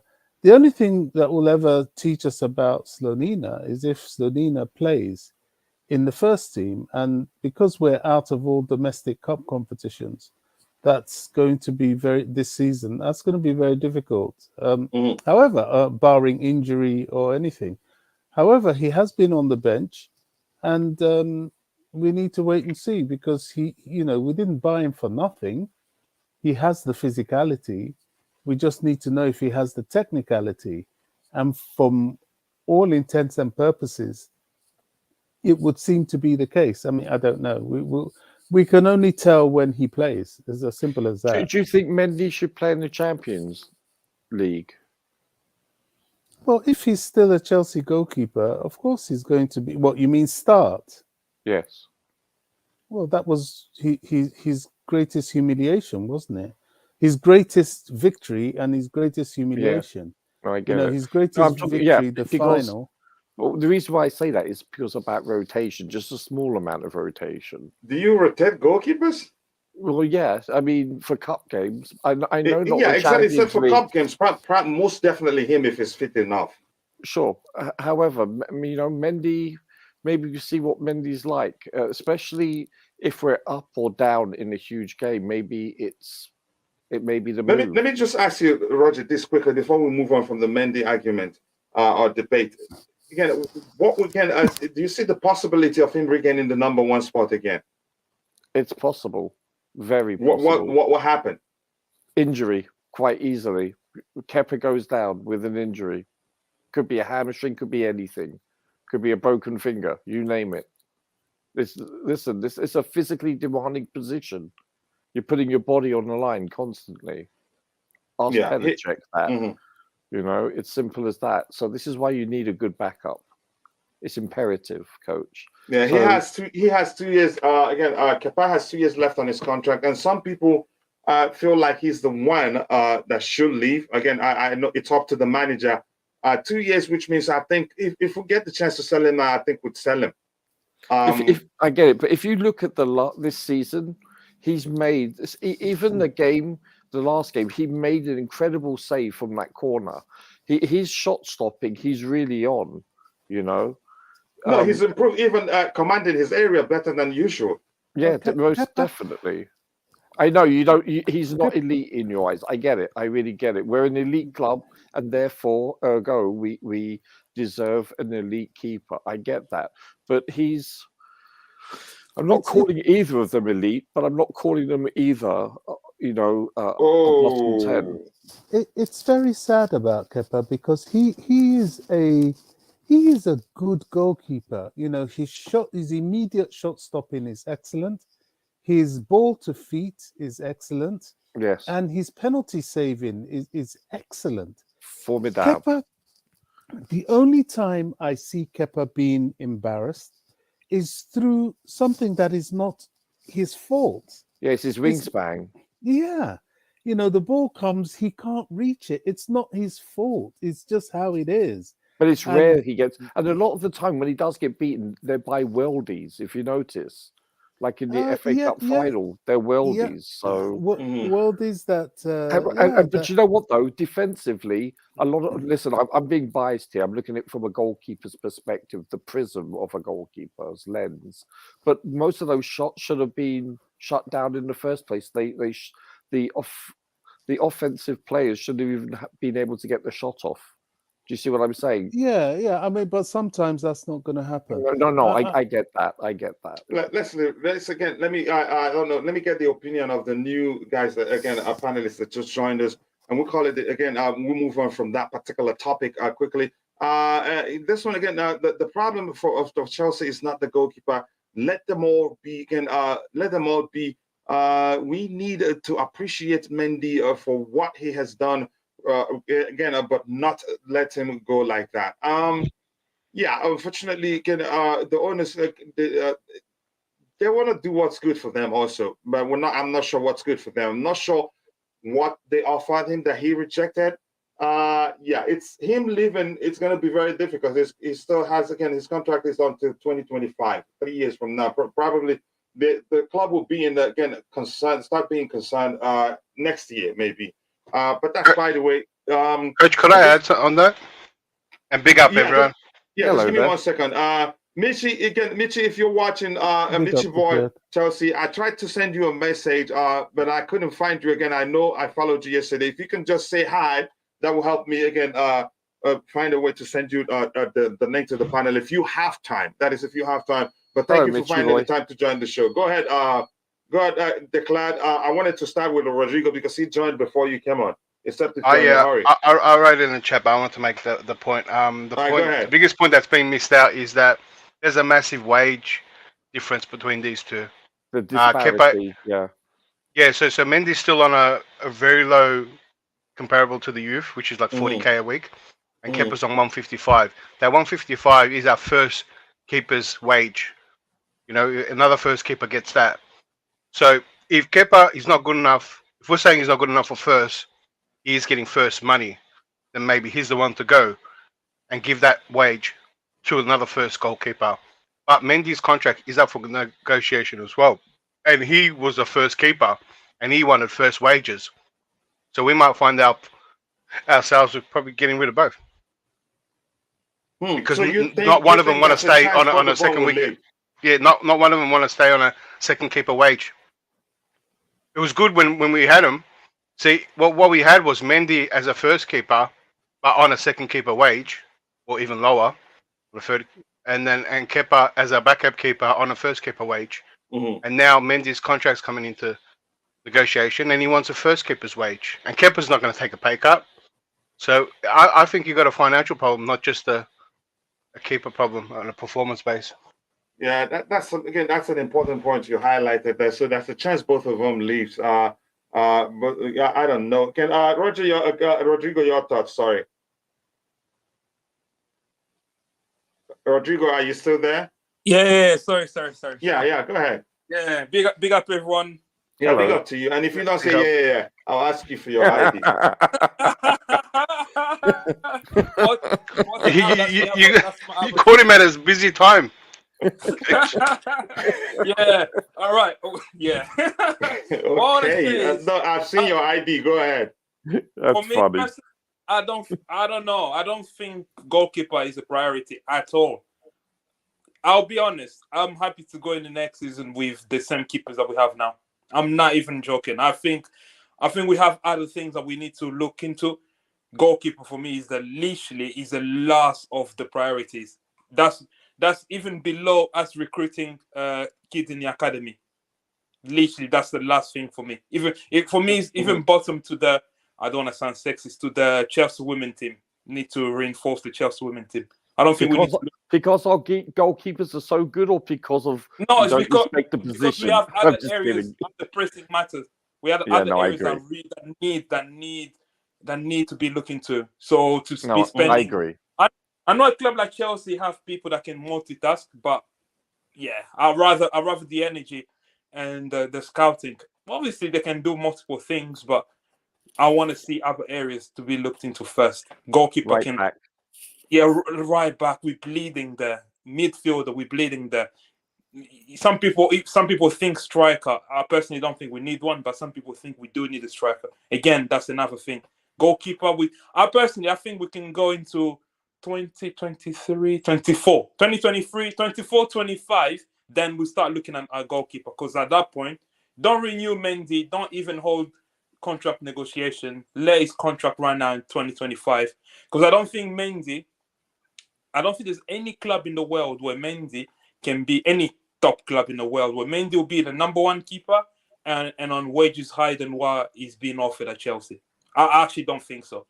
I don't think any club in the world, any top club in the world, need a goalkeeper. Rodrigo, has it come out what he's been offered? Because I haven't seen anything. I haven't heard either. Not offered. Actually, not offered. I mean, what he's been paid now. What he's been currently paid. He'll definitely get more than what he's paid now. You think? Yeah, he's on a really low wage. Is that 50? Yeah, it's like an entry level. It's not like he's on a high wage already. If anything, Yeah, but I don't see I think maybe Kepa will be the one to find. Again, we'll find it difficult to find any club that will pay him more than he's earning right now, or even close to that. But there's go no ahead. big club that need a goalkeeper. Like, I don't see any top club in the world that need a goalkeeper. And where Kepa's salary isn't that huge. Look at De Gea from United. His is like 240 or something a week. It's huge. Yeah, they gave him. He's one of the highest paid because he's a Real Madrid wanted him bad. Yeah, but when they did that, I was like, "Whoa, what are they doing here?" Because I would take Mendy over De Gea, really. I wouldn't. That was bad management. They were too scared to let him go. Yeah. That they gave him a massive contract, one of the highest paid, just to keep him. And have you seen the saves he's making? He's phenomenal. I've seen that, but again, to me, I think there's a lot of bad. That's from my perspective. There's a lot of bad and good for him, really. A lot of comical mistakes. You got to also remember, don't compare Man United's wages to us. They got a massive wage bill. 300 is very casual for them. Yeah, I know. Some of our highest paid players. No, it's true. It's true. But I just no, the way he's saying it, 300 is casual for them. No, but it's true. Yeah, there's a lot of players on 300 or 200, like 250 bucks. It's crazy. Has a valid point. Yeah, their salary should not be compared to us. I admit. I just wanted to illustrate the fact that there are higher paid keepers than Kepa. That's all I wanted to illustrate. All right, let me move on from this one. Unfortunately, Mitchy Boy don't have time today, but I hope, again, I can now message him whenever I want, so to find out when he'll be able to be on the panel. Our issues are in the midfield, finding the right DM and creative mid, and simply finding the right balance at the back and front. The goalkeeper department is strong. But we're talking about it because if this is really true about the club, looking for a new long-term number one and are ready to offload either of the two. Again, you could say Mendy or Kepa Arrizabalaga. Yeah, that's why we're talking about this right now. But that's, by the way, who do you prefer to come to Chelsea, Zidane or Pochettino? None of those, really. Neither. If anything, Pochettino. If it comes down to we don't have an option, I'll take Pochettino. But you know what? Yeah, I think good question, Declan. I think Pochettino probably even look at what he was able to achieve in terms of what he had again available to him at Tottenham. And he did well in Southampton also. Yeah. So again, maybe Pochettino. He's done great with young players. It's the same. What Pochettino did is the same thing we're expecting from Potter. But I haven't seen Potter do it properly. I've seen Poch do it well.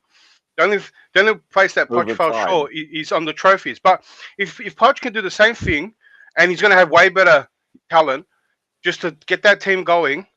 And if he can't win the trophies, we get someone else. But I feel more comfortable with him because I've seen him do it. Southampton No, as well. Poch is actually good. Respect to him, and he made it to the Champions League final with those players. I think what should have happened is Poch before getting Graham Potter, but now we have Potter. I think the next manager has to be like an elite manager now. I think a one that to be honest, I'll take Pochettino now, but I think it could have been the owners are talking about or people are talking about this. Why are we even talking about it? But I'll let you run off. It's not like anything is going to change this year, really. You're but being go ahead, very Rodrigo. You're being very dismissive, Rodrigo. When Tuchel left, you go for Poch. I agree. Then I'll trust your rebuild because we've seen him do that, like what Declare said. But now we have Graham Potter. Let's just see him. Like he's doing his rebuild. So the next coach after him has to be like a coach that's ready to win. Like, so am I to assume that you believe Potter's tenure is at an end rather shortly? No, I don't believe. Okay, just curious. All right, again, let me catch up what we have in the chat. We'll switch our topics. It's important we do that because we've dwelled on this particular one too much.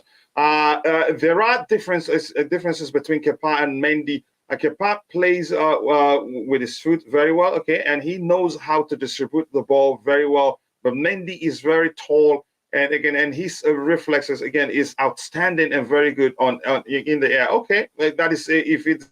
No, that's true. That's an accurate assessment. Besides, let me use my height to my advantage. Doesn't command his area as he should, given his height. But that's by the way. But I must say that as much as I say that, I still say people don't give him enough credit as with regards to how well actually relatively well he is good with his feet. But that's by the way. Let Mendy go, and by next season, Kepa will be left with one season. And when his contract expires, let him go. And so on again. Long run, both of them will be leaving. Okay, that's one there. Let's see again. Why is this guy we bought from America not in the team? Who? Slodina. Oh, okay. We should give them opportunity to see if they can start or not before going for a new goalkeeper. The training ground is enough for the manager to say again whether he's good enough on the ball or not. He's 18, for God's sake. Yeah, and plus he's 18. And again, we don't need to risk seeing him on a match. And again, participating in a match proper. It's a risk. The training ground, like I said, is enough for the manager to assess him and see whether he make it. One factor is their wages. I think I'm far behind, really. Again, that one too, if you want. Sorry? I said I can answer that comment. Which one? My one. Just this one here? Or you want to answer your own? Just go with the club. That's great. I love it. And he got me. Any keeper we have will need a good defense in front of them. No matter how good you are with the ball or how tall you are, we don't have that yet. Again, Kepa isn't good enough. If he was, why was Mendy bought in the first place? Because he was out of form. It's a position that the same thing that's happening to Mendy now was what happened to him at that point. But the question is, can Mendy come back from his own? Is he patient enough? We'll see. This one here again. Will Chelsea make it? I don't know. Maybe the Claddy go ahead, take this one. Will Chelsea make top 4? Mm-hmm. Well, it depends which season you're talking about, No, I think this season in particular. This season? Yeah. Is it mathematically possible? I think it's mathematically possible. Realistic. I wouldn't put more than $5 on it. Yeah. Do you think really, if we spend strategically, because we're still in the market, and buy some? Do you think there's some players that will sign? Then for sure you could argue we still make it there. I mean, the more important question, and the question I ask myself, look, I want to have hope. I want to go on a run. You watch this team, and Aldridge came. Yeah, we've got some changing factors, but have you looked at the team and the performance, maybe the changes to say, hey, you know what? Even that Palace win didn't fill me with, I didn't think we did that well. I think Palace didn't play that well. I think they played a lot better this morning. If they played like that this morning against us, would have been a different game. You mean So against there's nothing. United? Yeah, I guess sorry. There's nothing that I can see to just go. You know what? We're going to turn this around.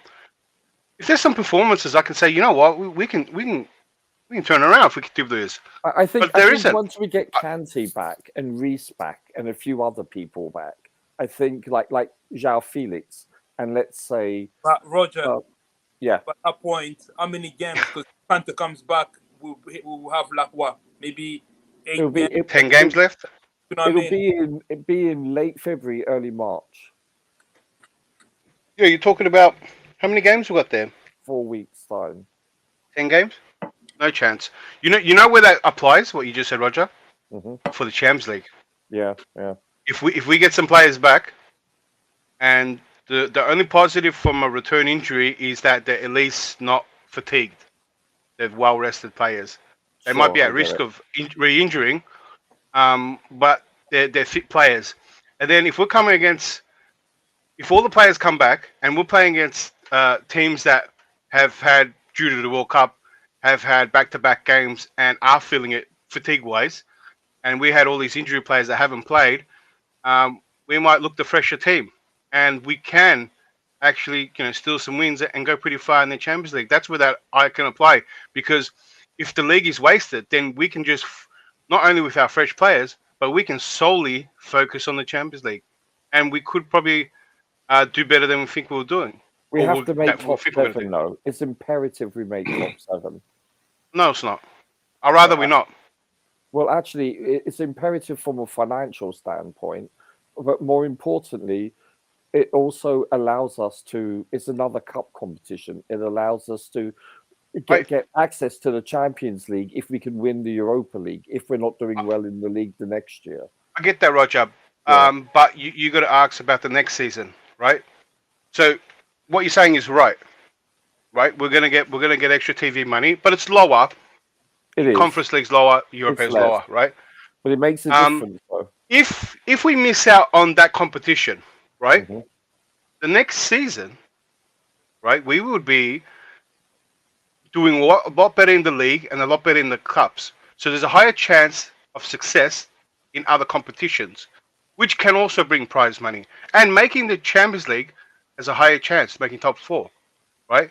If we enter a Europa League, which is probably one of the worst positions of the midweek, right? We stand a kind of good jeopardize- chance of winning it, though. Do you see what I'm saying? Sorry?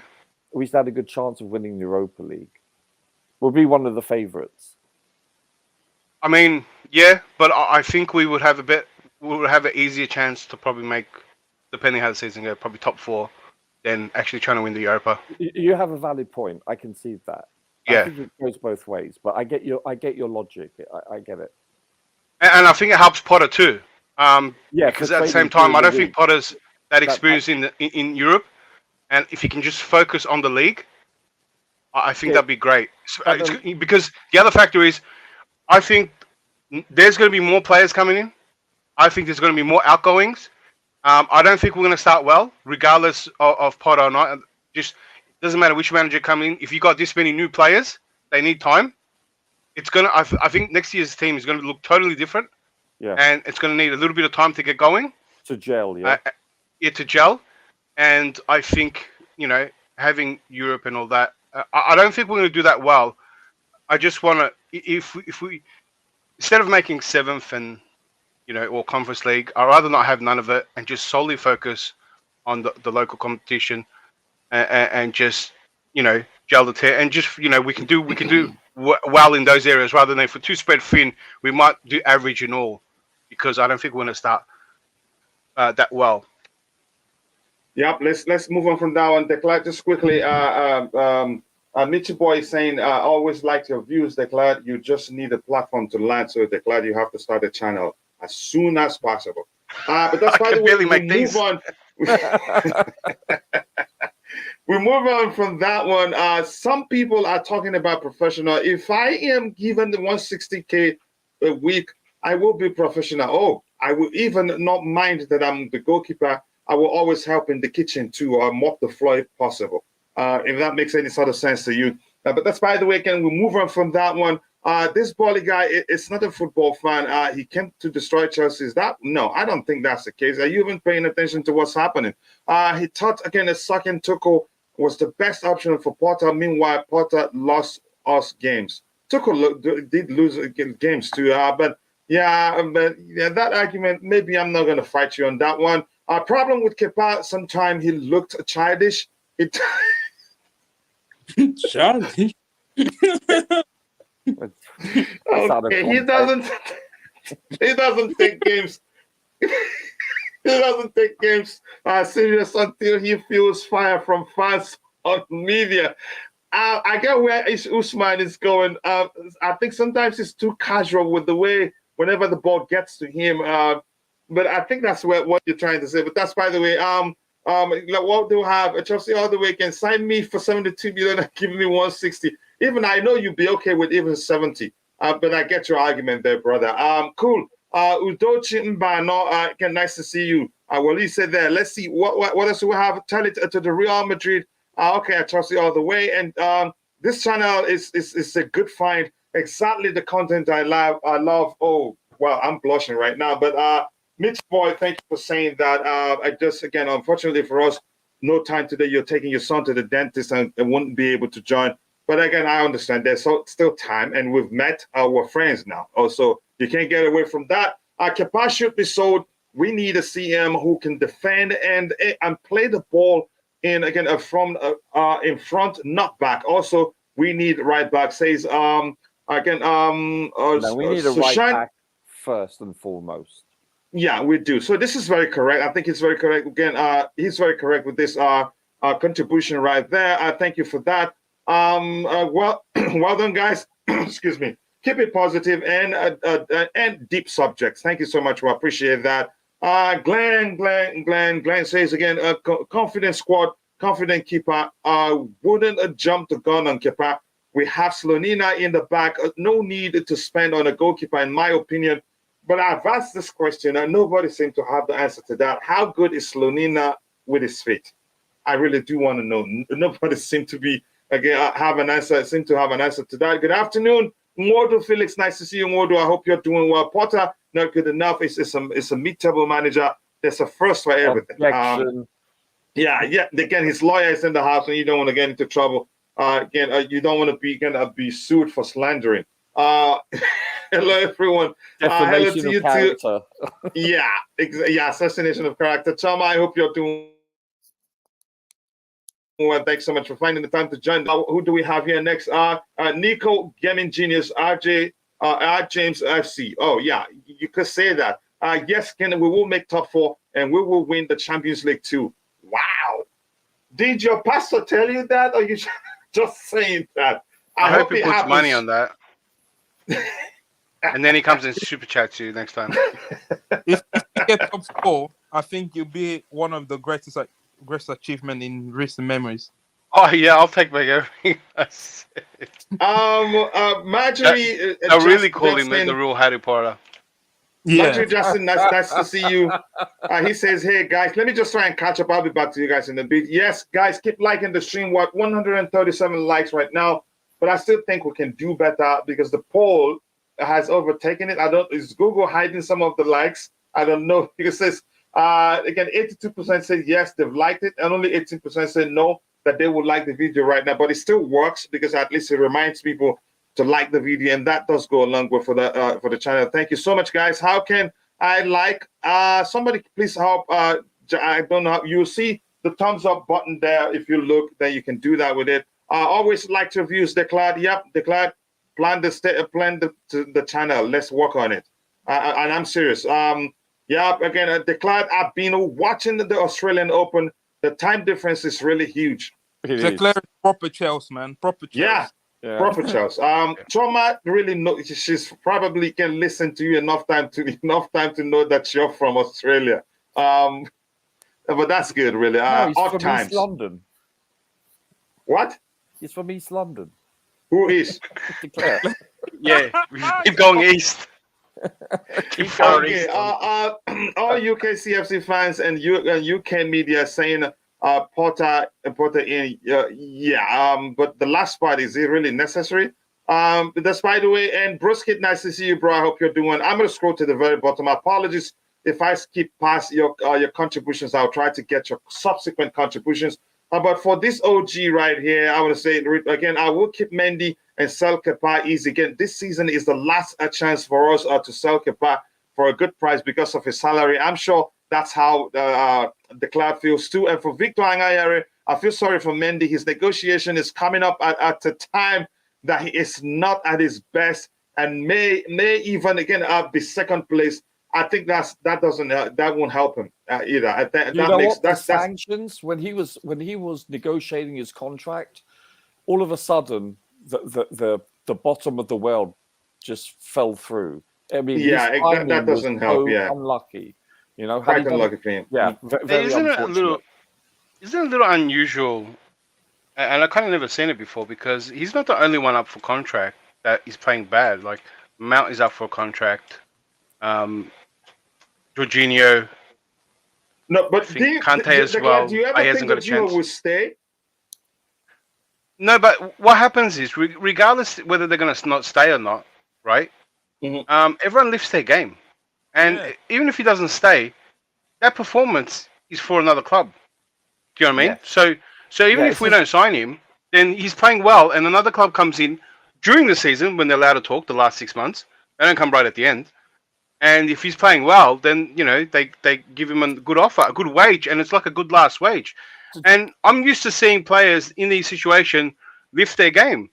And now we got like not just one player, we've got multiple players. Because they're in the market. Yeah, Declare, I want to say something. Yeah. Good point, Declare. Excellent point, actually. Hold on 1 second, Coach. In the United States, it's called a contract year. Like in the NFL, you will invariably always see a player in the last year of his contract have a career year because he's playing for the contract. And invariably the next year, once he's signed a big contract, his numbers plummet, which tells me, you know, that to me is horrible. Look at Marcus Rashford. His contract is up for negotiation. Look how suddenly the guy's just fine had a form. change of coach, He's not feeling hungry kid anymore. But same point. Go ahead, Rodrigo. Yeah, I was saying Rashford, his form just suddenly changed. He's not feeling hungry kid anymore. He's not scoring goals. So this is strange. I think it's the first time I've seen people who are out of contract and the performance is dipping. Exactly. That's crazy. Yeah. Yeah, it's crazy. Yeah, that stuff's universal. You know what I mean? Like, yeah, Rudiger did it, William did it. So it's not even Chelsea examples. Like that is universal. It doesn't matter if it's America. Yeah. So people just do that. You're playing for your money now. It's individual. Do you know what I mean? It's kind of the same thing I said about Felix. Like Felix came here, and he's not really playing for Chelsea. He's playing for himself. He's on a loan and he's looking for a move. You know what I mean? So that's why you're going to get a good Felix performance. He's auditioning. And so I never seen 3 players, and I think there might be more, mate. I feel like I'm missing someone. Really not perform. But I find not pay for that contract. Yeah. I just find it offensive when a player only decides to put in the biggest effort that they can when it's the last year of their contract so they could land another contract. You should be doing this year in, year out. Because the sure, Roger, but you know they're money motivated at the same time. Yeah, I know. I'm just saying, though, especially for the smaller clubs, you know, where you go to the triangle of the football league, you know, and you live and breathe the badge, you know, whether it be a small, like let's say Yeovil Town or whatever. You go there and you go to visit for the love of that team because your father used to take you to games and his father took him and so forth and so forth. Roger, can you give me just 1 minute before this grows too much? Yeah, of course. Go for it. Thank you so much. Mitchy Boy says time is problem for me sometimes, guys, again, but I always listen and get in the chat when I can. I appreciate that. Where's Mitchy actually? Okay, I'll find it out. That's something I wanted to do in a bit. Victor Henry said the kid that was signed in America will be joining in the summer, but I don't know if it's in the solution thought. But we will see. He's already here. You're talking about Slolina. He's been training with the team, really. The question is, again, is he good enough to start for the first team? He was on the bench the last game. Yeah. Even if Slolina isn't good with his feet yet, again, he's young, as is Kepa, so both can last a while. Yeah, yeah, again, I guess in goalkeeper age range, 10 years Kepa is still apart. young. 10 years Hello, apart. everyone. Again, any news from the sky blue? Quite a lot. Again, just stay tuned, and we'll get into them one by one.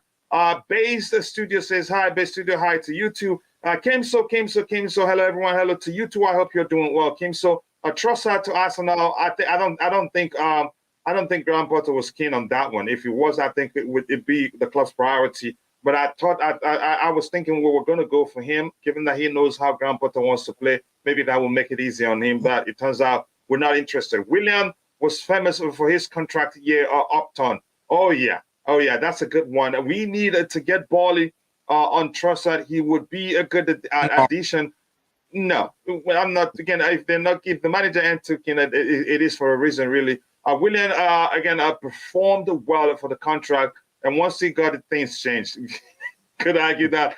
Believe me, guys, if we fix the midfield and James returns correct centre back pairing, we will not have goalkeeping conversations. Yeah, your phone really did help you spell that one very well.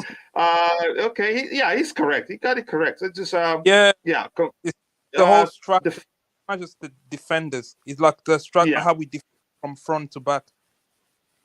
Exactly. Yeah, I think that's the truth. Again, everything starts from Ederson, the back. Now, do you guys rate Ederson? I don't think Ederson is that good of a keeper. But because Really? Man City did the ball. What do I do with the ball? The Rodrigo, you went out there. You went out there, Repeat it, Rodrigo, please. His connection is bad. So it's not me today, right? Oh, okay. Let me. Yeah, it's not me today, Rodrigo. It's you today. I'm going to make sure everybody hears that. Yeah, people, go ahead if you're ready, bro. No, it's fine. Go to the comment. No, go ahead. You were saying something. We couldn't hear you. You were saying something. I was saying Man City. Ederson is not the best keeper, but he doesn't consider many goals because the way Man City defend the structure Man City have. So if you have a good structure, you don't really have to have a world-class keeper. You can have a good keeper, and that will help. Do you think he's world class? No. No, Ederson is not world class. Really? No, Okay. no. He's a midfielder. If he's tested quite well, you'd see again he has a lot of deficiencies in terms of stopping goals. But with his feet, it's good. He's a midfielder playing in goal, basically. Yeah. He's more effective than that. How many saves does Ederson have to make? Yeah. Not as many as them. Anyway, let's just talk Chelsea. Maybe we have to pay more attention to him. People make it 15K. Yes, I think this is the year we reach 15K, and even better than that. The likes is at 141 right now. If you haven't, please take a second to drop a like on the stream and subscribe to the channel if you haven't. That is if you're enjoying the show. Thank you so much. Yes, Kim, so thank you for saying that. Imagine a Trossard again going to Arsenal. I thought Arteta was a disciplinary manager. Maybe again, I think everything we're hearing regarding Trossard was probably because he wants to leave. And again, how old is he? And if he doesn't leave now, he gets stuck. He will be stuck with he gets stuck with Brighton, and he's not getting any younger. So he needs to leave, and he pushed for it. And I think the same thing will happen with the Crystal Palace player Zaha. At some point, he will really push, and again, people start saying that he has a behavior issue. No, that's not the case with Trossard. He's been patient with them, really. Didn't they trigger the extension? He had an extension that they triggered, and now he wants to leave. So people will start saying some stuff about that. So I think he's good. If anything, Arteta was probably the one that pushed him to ask to leave. Go ahead, Rodrigo. You wanted to say something? Yeah, this is Roger. Can I just ask something? Oh, I've been called worse. So let me ask you: are we out of the market for Trossard, or? I think it's Trossard to Arsenal is practically done, except if we see another a done deal. Practically. If we see another hijack again. Because I would absolutely. The other one wasn't hijack, or maybe if we see another surprise from our end. But go ahead. I would welcome him. I really am high on him. Yeah, I understand, and I was the same, but it doesn't look like it's going to happen. Maybe Caicedo is a priority. Tottenham is a one to watch. Yeah, and Tottenham seems like they've made an official bid for what's his name, Pedro Porro. Trossard would be a good compliment with Felix and Modric, but he's not coming, and that's how I see it. Trossard are people proven on like Modric. I think that's a solid argument too. Man City possession makes Ederson flawless. Is that what you mean? I'm not sure. Mask Ederson flaws. Oh, masks. Did I? Okay, I read it wrong. Where is it again? Where's that Kim Suzuki? Trossard, I think I missed that one. Hi, Taboho. Did I miss Taboho's comment? How did I screw that I missed this thing? Okay, apologies if I miss your contribution. Okay, Man City possession masks. Okay. Ederson's flaws. Okay, nice. Again, that's correct there. Taboho, nice to see you, brother. I hope you're doing well. Thanks so much for finding the time to join the show. Again, Michi.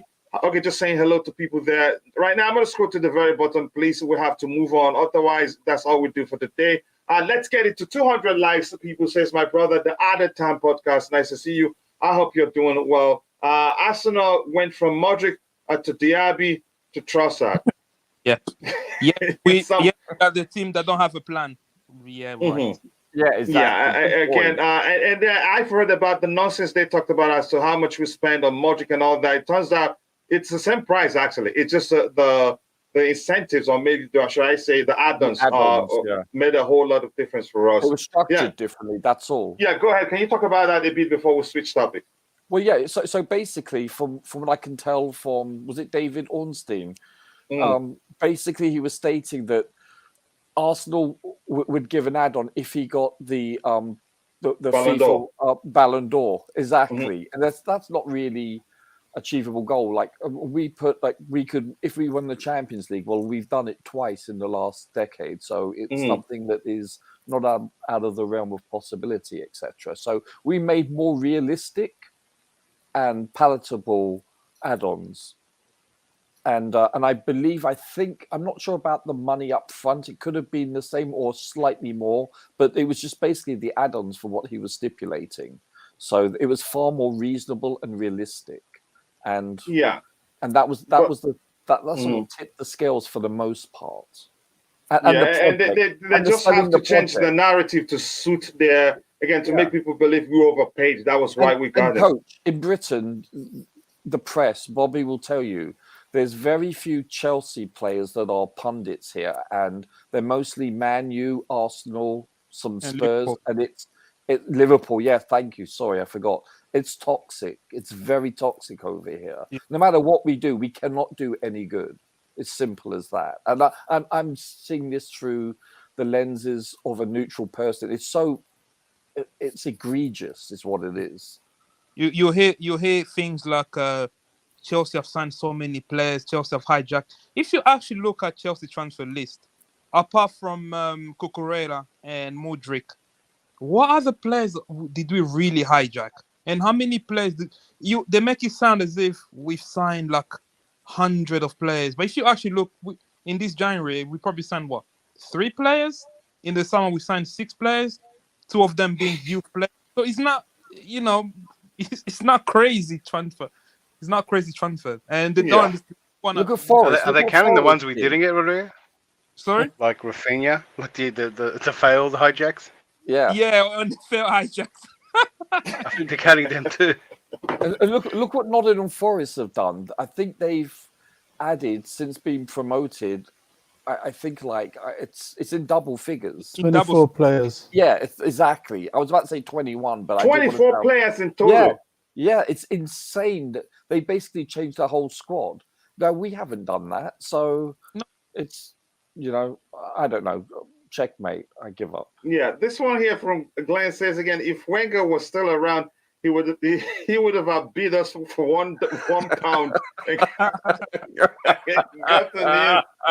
Good one, Graham. Yeah.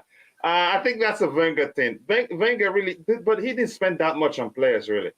He did on Suarez. That was a stupid deal, man. They could have Luis Suarez. Look, that's where the £1 come from. Because his release clause was, I think, 40 million at the time, I think. And Arsenal went in and bid £40 million and £40 million and £1. Liverpool started Oh for man. do one. Yeah, Liverpool started Wenger 2-1, had man. good scouting department. Then they picked some. They had some exceptional talent, young talents, especially at that point. But that's why the weekend Liverpool hijacked Luis Diaz and Gakpo. No Exactly. media was talking again a lot. But with us, yeah, again, it's a meal. It's a feast. But that's, by the way, again, this one here. Talks over a new deal for Mendy are not due to restart until April or May. Like I said before, the club will not be in a hurry because he still has, again, about 3 years left on his contract. Until May, Chelsea are targeting a new long-term number one, and are ready to offload either Mendy or Kepa Balaga. Interest in Brentford's David Raya. Let's talk about Raya, really. Declan, I'll start with you. Is he a goalkeeper you like? That I like. Yeah, or do you think, again, is the Chelsea level Raya the goalkeeper in question? I mean, I'd have to. My criteria might be a little different. The way we're recruiting. I mean, who is the next best young keeper up and coming? I mean, that's how I feel the Yeah, we public look at it. have one. Who, this player? No, Slowly. Slovenia. We have best up and coming. No, that's not the best up and coming. What I'm saying is now, who's the best young keeper out there? Selena is not even playing, so he's not. Oh, okay, He's yeah, not up and that coming. makes sense. Now, go ahead. Yeah. So and the age can be a little bit different. So I mean, like we're recruiting for players that are probably likely under 23. I don't think a young keeper has to be 23. I think a young keeper can be, 27, 26. Do you know what I mean? Mm-hmm. But who's the best keeper at that range, or even the best keeper maybe under 30? Close to. So I think that's how our criteria, and I haven't actually really looked up and separated and looked at that list to say, if Chelsea was on the market for a keeper, and this was their age range they're going for, who would stand out? So I don't really have a name, but I do have a criteria. I'll look in. We're But an should we elite be looking team. at the age when we talk about goalkeepers? The older, the Yeah. better, really. Well, you don't want to get a keeper that's close to the end of his peak, and then you're building a team for the next. You got to look at it like that. We're recruiting for the players that hit a peak in 3 seasons. About so if you get a 23-year-old, you say he hits a peak in 26, and that's free season. You get a whole team like that, basically, or the foundation of the team. You're saying this team is going to hit their peak in 3 seasons. That's not to say we can't win anything. It's just to say this is our peak, and it changes everything because right now you probably give part of the time and to do that and winning trophies isn't the biggest priority. But once those players hit that peak age, everything changes. Expectations changes. Then it's about trophies. And if you can't get it, you're out of here. But the team's already there in their peak. So I mean, we just need to manage to get us there for now. And then that happens. So the keeper falls in the same bracket. Why would you? The only way you do it if you can't get your target, and then you just get a keeper that kind of fills in, and then you go for one later. You get a ready-made one. So at the same time, you can't build a whole team. Maybe you get 7 players. So after all these players we get in the next 3 seasons, some of these young players, the best ones we want to keep, that have come through about 6, 7 players. Then your transfer policy changes to fill the rest of the gap, right? And some of them become depth, but to fill the rest of the gap is going to be buying ready-made players. That's how the team will come across. So the keeper, you either get a keeper to go through that process, or you get a keeper keep now, and then once that team is ready, then you go for like one of the best keepers that are ready-made, and that's how you fill in that gap as well. Roger, your thoughts? Again, is he a goalkeeper you like? Yes, I've seen him play quite a lot because I watch Brentford. They're very local to me. I live in Ealing, and he's I know where you live. Yeah, he's a very good. He's a good shot stopper. He really is. But listen, I can't remember who mentioned this. It could have been de Klerk, but it's true. I believe we're an elite organization team. We have heritage now. And I believe if we wish to maintain that, we need to be scouting for elite players. And at this moment in time, I don't think Ray is an elite goalkeeper. I think he's very good and upcoming. You know, is he better than Kepa? Possibly, possibly not. I rate him quite highly, though, I must admit. But I wouldn't put him in the top 3 or 4 in the Premier League. No. I'd say he's middle table to. He's top 10. I'd say he's between 5 and 10. You know. For me, I think the goalkeeping department. How old is he again? I haven't checked. It's one area. Even if you're looking to field again a set of players with a team with an average age of 21 and 22. I think the goalkeeping area is one area where experience is important. Yes, and also don't forget, historically, keepers they peak in their late 20s to early 30s. It's about 3 to 5 years difference from an outfield player. You know. So, okay. Big up to my brother at Tobago from the Madiba land. I hope you're doing well, bro. Again, after buying Kepa with 72 million, I don't want Chelsea to do that again. I don't think it happened. It'd be very difficult for that to happen. Tobago again, money for us again. Stinkers and not Kepa. I miss my friend Lala. How are you doing? I hope you're doing well, bro. Thanks so much for finding the time to join the show. What else am I missing? Anything here? Declared Raya market value is 15 million. He's 28-year-old. Then again, we can give Gaga Slonina to develop. I keep the Gaga Slonina. well, Kepa's the same age. I think he meant keep, really. Declared, do you want Loris? And he is an actor. He's one goalkeeper. As much as you see him, excellent save every now and then, but you're sure to see a comedy. Again, a comedy. What was that goal he copped against Arsenal, man? That was. He's a train. Yeah. He's a train wreck back. He has been for What do years. you call it? Yeah, that's a comedy. That was for the bookies, that one or something. Yeah, for sure. It's for the bookies. Yeah, it is indeed. I think he made his family ransom or something. Someone. Yeah. Sorry, did for his family. What did you say? Yeah, he's like there was a ransom. Basically, someone had a gun for the family. His family was kidnapped. Yeah. I think Lloris has made quite a lot of high-profile mistakes when it comes. Yeah, in the World Cup. Everywhere in the league, especially. Again, your thoughts on Raya, Rodrigo? I don't. He's not better. I watch a lot of Brentford. Brentford and Brighton are the two teams. Oh, so you guys live in the same area? Yeah, I'm from Uxbridge. Oh, okay. Not far from Ealing. Yeah. I don't. He's not better than. He's like in the same category with Kepa. I think he might be just a bit taller, just a tiny bit taller than Kepa. I think rate Kepa more. Yeah, Sam. I rate Kepa more because Kepa, at least in a shootout, you have confidence in Kepa. Like kicking a penalty. That's something. I don't know about this guy. I don't think I've actually Brentford in penalty shootout. I haven't seen any Brentford shootout. But Kepa, at least we have that. We know Kepa in goal. We have confidence that if he goes to penalty shootout, we have someone that can. He's good with his feet. Also, though, he's very good with his. feet. He's your typical. He's like the guy at Brighton, Robert Sanchez. So they're good with their feet. Even that they're just the same. I don't see any difference between him and Kepa. So I wouldn't get him out. I'll just. No. For me, like I said, keeper is none of my priority. And I like Kepa's attitude, to be honest with you. I really do. Yeah. I think Kepa's very good attitude. For someone that's gone through a good leadership quality too. The way he speaks with teammates and all that. I'll make Kepa captain. Yeah, he's capable of that. Where are the best Premier League goalkeepers? Newcastle, Arsenal, and Wolves.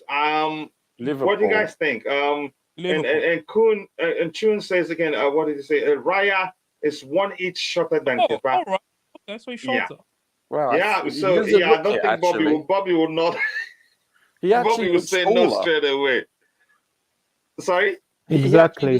He doesn't look shorter. He looks quite tall. Probably because he's bigger. But go ahead, Bobby. I'll even add to the fact that I think this is a mischievous media post. This is a pack of lies. Chelsea aren't looking at this guy. It makes no sense. It defeats the aim. He's not good enough. He's not proven. You may as well play Slovenia. Same age as Kepa too, so it It's doesn't a make garbage, sense. stupid story. It's these things they do when they want to hit Chelsea by stealth. Well, right now, they if you suddenly mention throw in. Chelsea, Roger, let him drop. sorry, They suddenly throw in these things that they know that should it take up and the club be stupid enough to go there, it'll be nothing other than damaging. It's like that Harry Maguire thing. Oh, Chelsea's interested in Harry Maguire. That was garbage if Fridge ever to I've the seen bridge. Isn't that what I was saying? it. Yeah, that sort of nonsense. And this is another one. We don't need this guy. We we're don't need him. clickbait right now, gentlemen. He's not Chelsea material. He's of no functional use to our club whatsoever. No. We may as well keep what we've got. It's garbage. Bin it. It's a rubbish story. Yeah, Roger, what were you saying? We're basically clickbait. Anything that is mentioned with Chelsea, they could basically say we're looking for a new groundskeeper. Chelsea are, and it'll be front page news. It's just ridiculous. We sell stories. Yeah, we do. We're clickbait material. As simple as that. So, yeah, let's move on from that one really quickly. Again, we still have a bit of time to cover nearly everything we have. Let me see what else do we have here. 1 second. Just give me a second, please. I'll be with you guys in a bit. Okay. Here's this one. I think this one is nonsense too. I don't care who wrote it. It says Manchester City and Bayern Munich are two of the clubs monitoring Levi Colwill.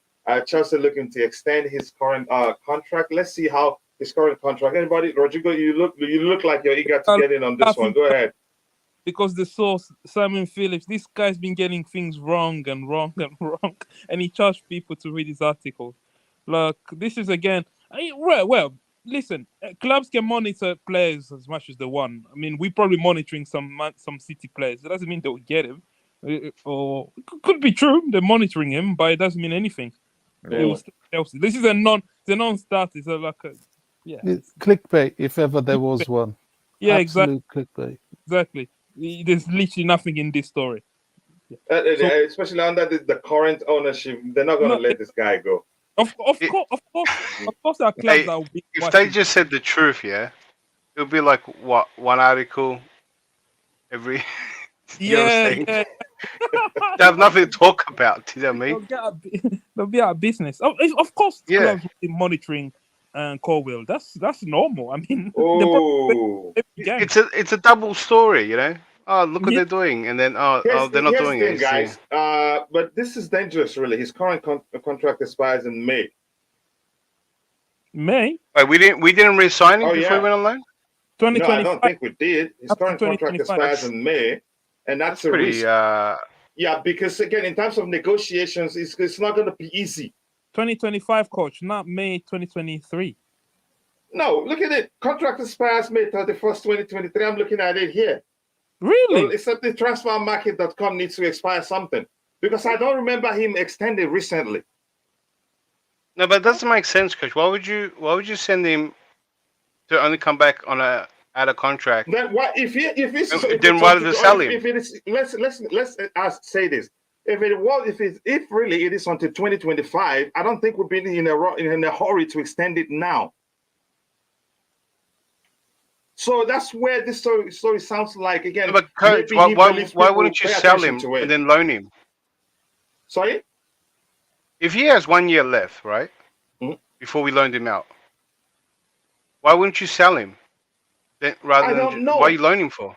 I don't know. I think maybe there's a possibility that what you're looking at hasn't updated properly, because I think he signed before we let him go. If you're in front of a computer, can you check all the sources? Let's see, because this transfer market alone, there's a chance they haven't updated what they have. I've got it. So in June 2021, Levi Colwill signed an extension, a 4-year extension. So his contract is all the way to 2025. Okay, so this one here is wrong, right? Yeah, it's wrong. Yeah. He's on a Chelsea. He's on a Chelsea website. My heart just flew up out of my chest now. It wouldn't make sense, coach. Yeah, it wouldn't make any sense there. So, okay, go ahead. Yeah, but thank you. You want to add anything else to it, Declan? No. I mean, Did you click on it? because it's baitable.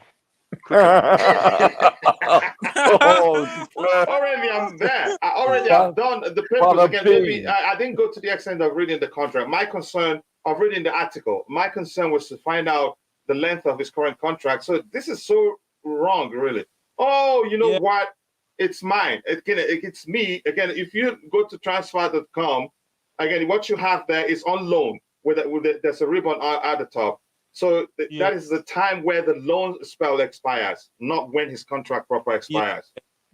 Yeah. So now, again, this is the Brighton contract, the loan contract. My hat flew out of my chest. And if you go there, you see the on loan stuff is at the top right-hand side. That's confusing to me. But that's, by the way, Chelsea, Bayern, and Newcastle are looking at him. But I'm not concerned. He still have a long way to go until 2025, right? 2 years left. Not a long way, but we should try and tie him down, really, because after this year, it'll be like 18 months left. Guys, do you remember Drinkwater? Yep, at one point he was drinking wine until he left, given how much he was earning at the club. He's going to be drinking wine for a long time. It turned to wine for him, and he drank that for a long time. And One of wasn't the in a hurry worst to leave. signings ever. Yeah, and every time you interview him, he'd say, I'll fight for my place. We know it's about the money he was earning. And he can, at his age then, what he could care less. We remember him. Pep wants a new winger next, and not centre back again. Yeah, that makes sense. Again, Kobo signed a 4-year in 2021. So, yeah, you're correct. So thank you. My bad for that misinformation. His contract expires in June 2025. Yeah, I was looking at his loan contract, really. Levi Colwell, we should keep him. No way we're letting him go. I don't think that will happen, especially, like I said before, under the new ownership. That's never going to happen. N'Golo Kante has taken his first step to recovery. That's some good news. And is back out on the grass. But there's still a lot of work to be done. I Chelsea hope Kante will be back in late February. That has always been the return date. Declan never wanted this guy to stay. Do you, Declan? Or maybe am I misquoting you? Or for Kante? Yeah, from a financial perspective, if I'm being specific. Yeah, even more so now because we're playing with the wage bill. We're actually taking a little gamble with the wage bill. The long contracts are a gamble. We'll see if it pays off because the gamble is we won't be able to fix those problems. Yeah. So if the players don't work out, you're talking about long-term deadwoods, and in order to and we're actually the only way we're getting around FFP now is kind of like we're selling our future earnings on these long contracts, so we're just paying them for longer. And Kante is part of the problem because he's on a massive wage and he's not even playing, and he probably won't even be around when the team's probably doing well.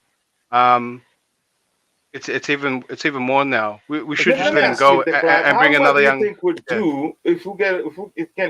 Here's the thing. First of all, let me start with saying all the trophies we've won since he joined us. That's no, again, you can't mention one and say he wasn't pivotal to us winning it. I know, but I'm not saying we're not going to be in a position to win trophies in the next, the next couple of seasons, especially if we're going to be full of younger players. You know what I mean? I'm expecting a bit of a bit of a change next season, and that's what the plan looks like, and it's done before. I understand it.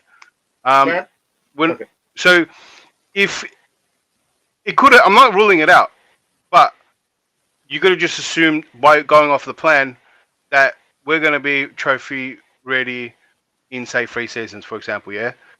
And how does Kante fit into that? If Kante was a bit younger and fitter, then you're going to say, yeah, once his team's fit, Kante can still play a role in that. But where's Kante? Like, if next season if you guys were confident we're going to compete, and then Kante can probably play a role, you keep him around. Or if we couldn't get midfielders in, yeah, you keep him around.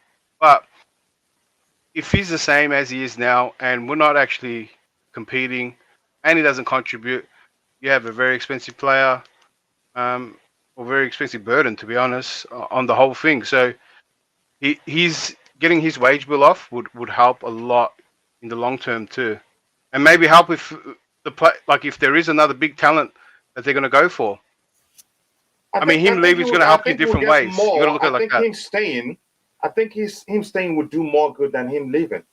too many young players without a mix of experience, especially somebody like N'Golo Kante. Even if you sign the best young players in the midfield area, I think they still find it hard to adapt quickly. We need to be gradual with the whole. I get it. That was why I wanted to talk about this. I don't think. But he's Kante not your staying- typical midfielder either. You know. Yeah. He's hard to replace. We need them.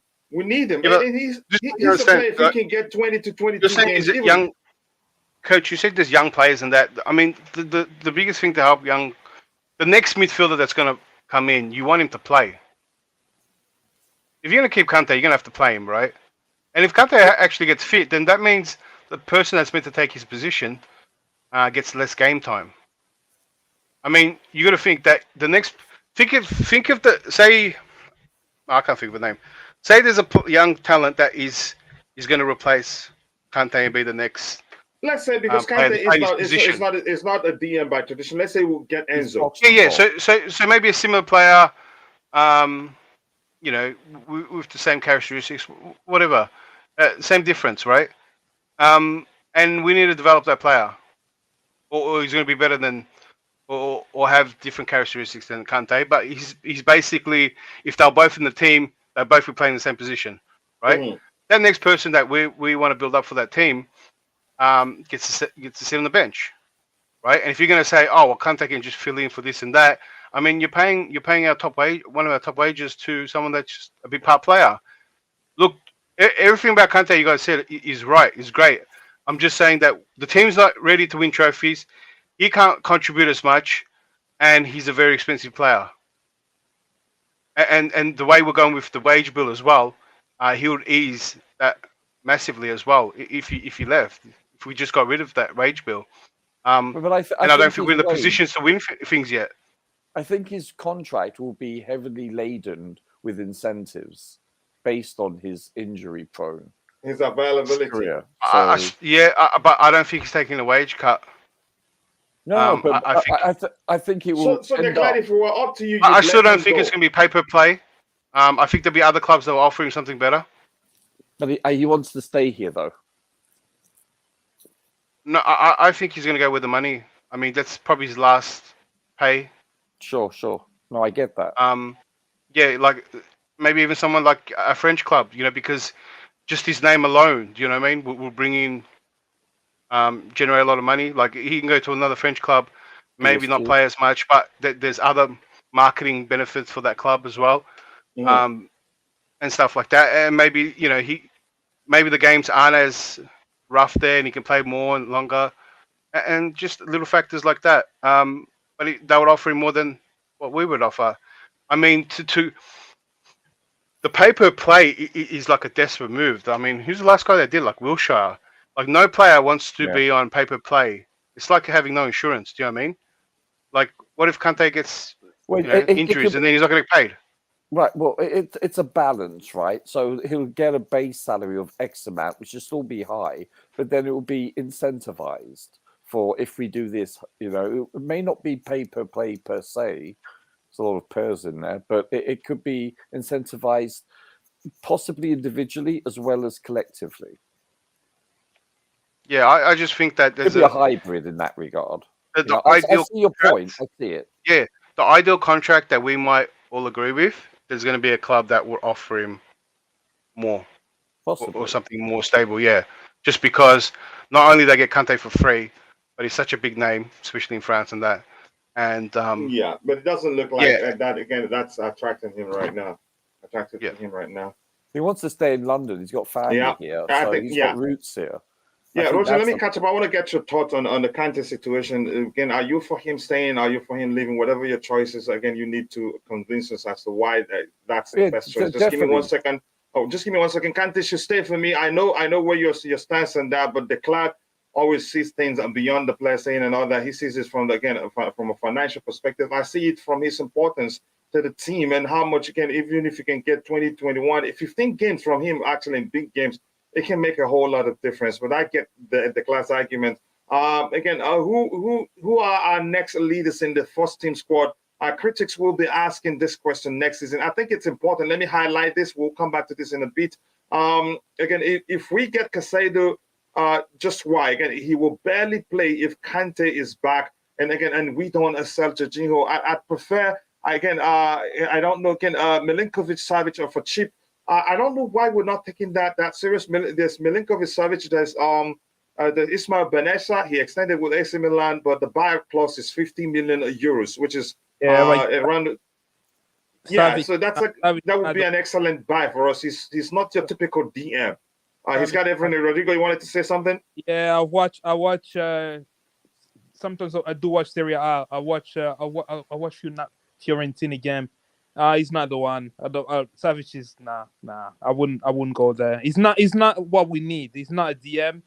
So he's more of Kovacic type of player. Yeah, we don't need him. But I don't think he is the one. And plus, he's old now. He doesn't fit. He doesn't fit the players. How old is Savic? He's like in late 20s. Might be 20, okay. Maybe 29 actually. I don't know. He's definitely late 20s. Okay. That's fine. Again, paper play for Kante is a good choice. Yeah, I think it makes sense. If Kante fits, if Kante is fit, he's the best in his position. Let's get the boy fit. He still has a lot to offer at the bridge. Yeah. If I have my way, he should retire with us. That really happens these days. I never rated Savic high, to be honest. If anything, my suggestion wasn't for us to get him for the DM role, no, but for the Kovacic role hybrid of 8 and 6. So, Roger, over to you. Your choice on the Kante situation. Yeah, I believe, regardless of position, that when healthy, he's our best player. It's simple as that. The other 19 teams in the Premier League, I think he starts in 18, possibly 19 other teams. It's simple as that. You're right. I understand you, de Klerk. You're talking about the next 3 years. Maybe he obstructs the progression of a younger player. But this person, he's not going to play every game. He's not going to play 55 to 65 games. It's simple. He's probably going to play 30 or so because we need to manage him correctly, especially after 70 minutes. Studies have shown that's when most people at his age gets injured more. So therefore, we have to manage him and use him in the, shall we say, no disrespect, but the bigger games, especially Champions League and the Europa League games. Sorry, yeah, Europa League games. Or the Conference League games. Checkmate. Well done, sir. Well done. But seriously, I mean, Roger, that's what I was saying. That point, like, are we going to have a lot of big games next season? You know what I mean? You know what? Like, well, it will give us the opportunity to at least advance to get into the top 4 or the Champions League. You know, with him, we stand a far better chance. When healthy, he's probably listen. He's unique. He really is. He's a tackling machine. He's box to box. You know, and occasionally he'll come up with a worldie also. He's. This is just my opinion. It doesn't mean it's factual. It's just. I'm being purely subjective here. I believe we are a far better team with him than when without. There's 3 players that I think make a substantial difference: Silva, Kante, and Reece. When one of those 3 or 2 of those 3 are missing, we are a completely different entity. It's simple as that, which is quite worrying, actually. Yeah, I think we got to find our next version of that. Does that make sense? Sure. I get your logic. I really do. But we have to try to make the transition seamless. Yes. Yeah. It's not even that. We don't have to cut off the head before looking for a replacement head. Otherwise, you're not going to see the head you're looking for, if that makes sense. But go ahead, that's what Bohley is doing. It's kind of cutthroat. He's just accumulating every great talent, right? And see which ones stick. And then you'll get your, just the way we talk about Kante and some other players and Reece James and stuff like that. You'll have probably 5 of them. Because if you get 10, 15 of them, 5 of them might come up through as great players. You know what I mean? Not all young talent's going to come through. But if you get 5 of them, and then throw Reece James and another player in there, you have the very core of the team. Exactly. It's gonna be there for the next, decade. Yeah, Bob, you wanted to say something. Yeah, I've listened very carefully to what's been said about Kante in particular. I think what Declared said was extremely valid, a very valid, very sort of Logical. deep scrutiny of the situation. Mhm. However, what has tipped it for me is what Coach just said now, which is why I decided to interject. And I thought, yeah, this is it. He's an expensive risk, if you can call it a risk. But you see, a player like that, it's like Messi or Ronaldo. They come along every so often. They're not here every Generational. day. Yeah, Yeah, talk and about generational. Not when and someone is still 18, you call them generational. Go ahead. well, and until that replacement starts to reveal itself, Mhm. it's probably why I think it's better to hold on to him, because he's more useful. You're better with him than without him, especially if you can get him fit. Will he stunt the development of younger players? Not really. His game time is definitely going to have to be monitored, and his position is such that he can have many players that can play to complement him, and then begin to develop with him. If you know what I'm saying, it's like in Real Madrid now. They have Camavinga on the bench mainly. They have Tchouaméni just about inching his way into regular starts, but Moderate. still Modric and the German guy, Cruz. Cruz. Cruz are still very, very much mainstays, and these guys are in their later 30s, because they're so irreplaceable. Now, Camavinga, Tchouaméni in particular is beginning to show that, look, the days of Cruz in particular are now over. And I think next season they can cut him adrift, because Camavinga has now come through, Tiring. really. But that won't be till next season. Modric, I can see them still hanging on to him. Yep. And I can see him still benching Camavinga. Will that frustrate Camavinga? Possibly. But you see, Camavinga made a mistake in that he signed a very long contract with Real Madrid, and he's on wages. However, he's of such a profile that should he want to throw in the towel, anybody and everybody will want to pick him up, but he's going to cost heavily because of the contract he's signed. So he might have got to buy himself a bit more time, and he's young enough to do that. I think Kante is to a lesser extent the same thing. There's no pay per play for Kante. It is incentivized extra pay. I think his new contract will not be the 300k a week that he's looking for. They'll probably offer him something like 250, Yep. That's and what I then basically bonuses said. could take it up to 300. Which I don't think he'll turn down, because he's confident in himself. He's happy where he is. He wants to stay at the club, and he will end up getting those wages. Will it stretch the club? Of course it will. But for the reward, whether we have Champions League football or not, he always takes us to silverware. He always takes us to that top 4 position, and it's worth elongating him for as long as we can.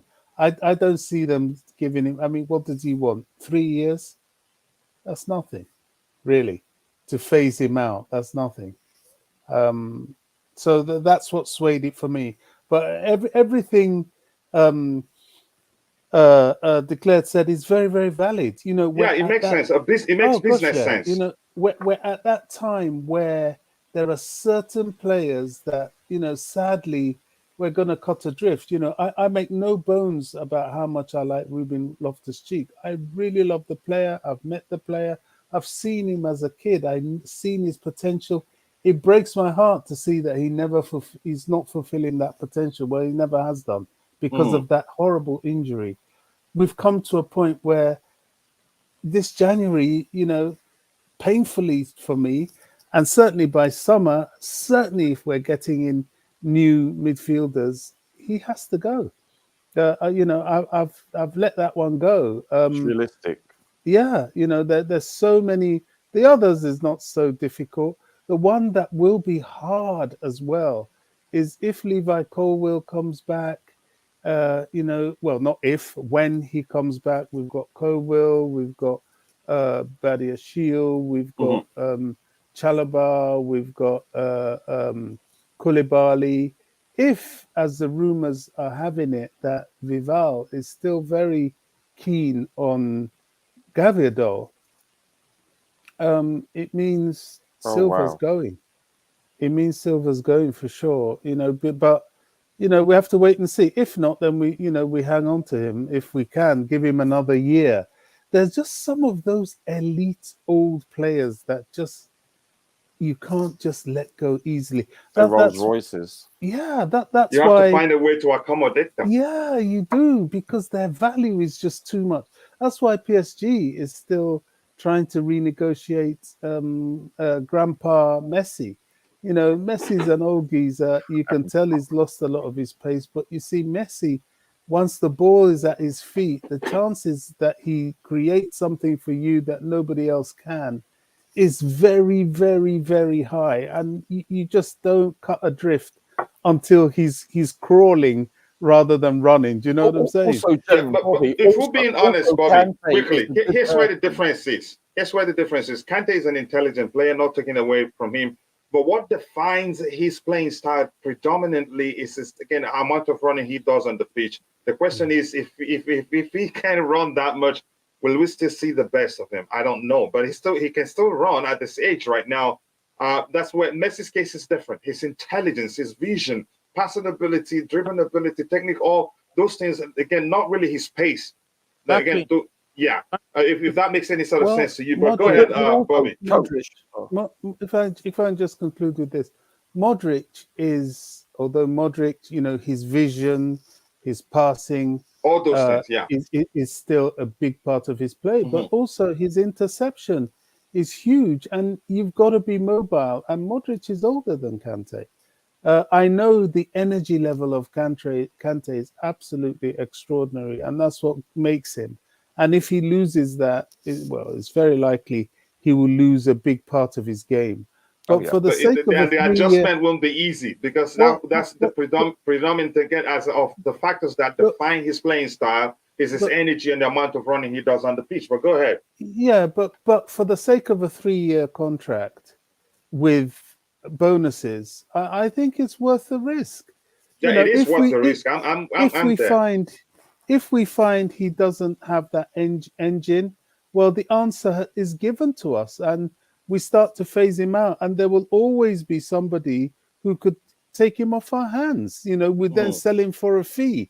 Even if he goes to the MLS or if he goes to, he's marketable, if you know what I mean. If he loses pace, gentlemen, you have to understand he's also an integral part of the locker room, where he's a good person. He's the consummate team player. He's respected, even though he's not vocal. Exactly. He leads by example. Yeah. I think that's a huge facet. That's a huge part of him. Also, he's not like I don't mean to sound rude, but he's not like a Ronaldo. He's not a jerk. He's a good person. I think that it's a good leadership quality to have. These youngsters around. Go ahead. You wanted to comment. Rodrigo haven't actually spoken, but go ahead, Declan, since you have something to add. No, just made me laugh. Is he leading by example in the medical room? That's why everyone's there. One very important part about him. Declan is just joking. I know. I get it. I know.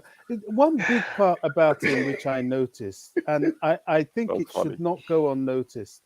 In the World Club Cup, people like Ziyech were really already, getting fed up and wanting to, spit their dummy out.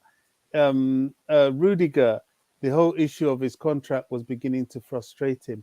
Something I noticed about Kante that you won't deny is the Islamic guys in the changing room. He calms them. He doesn't talk much, but I think they share something religiously. that he's like, just chill, mate, hang around in Chelsea. I'm just, transposing here, hang around with us. And that unity, and you saw it in the World Club Cup when before the final, or was it the semi-final, they all went to their mosque, was it? Because it was in Saudi Arabia, wasn't it? Yeah. Was it? So they all went, and it's a big deal for them. And they all went there, and that unity he brings, and it's in a very calm way. I think he's a key player, and I think it's worth the financial investment. That's an understatement, in my opinion.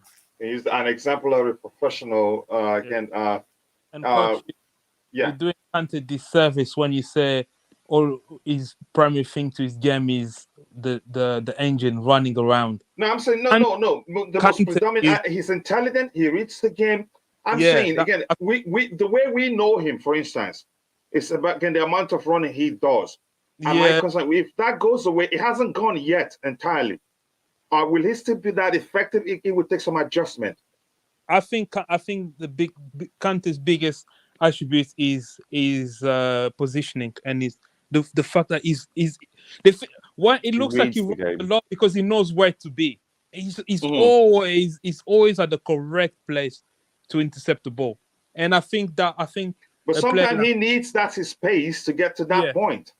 Yeah, well, it depends on what area of the pitch, because obviously with Tuchel we're playing with 6.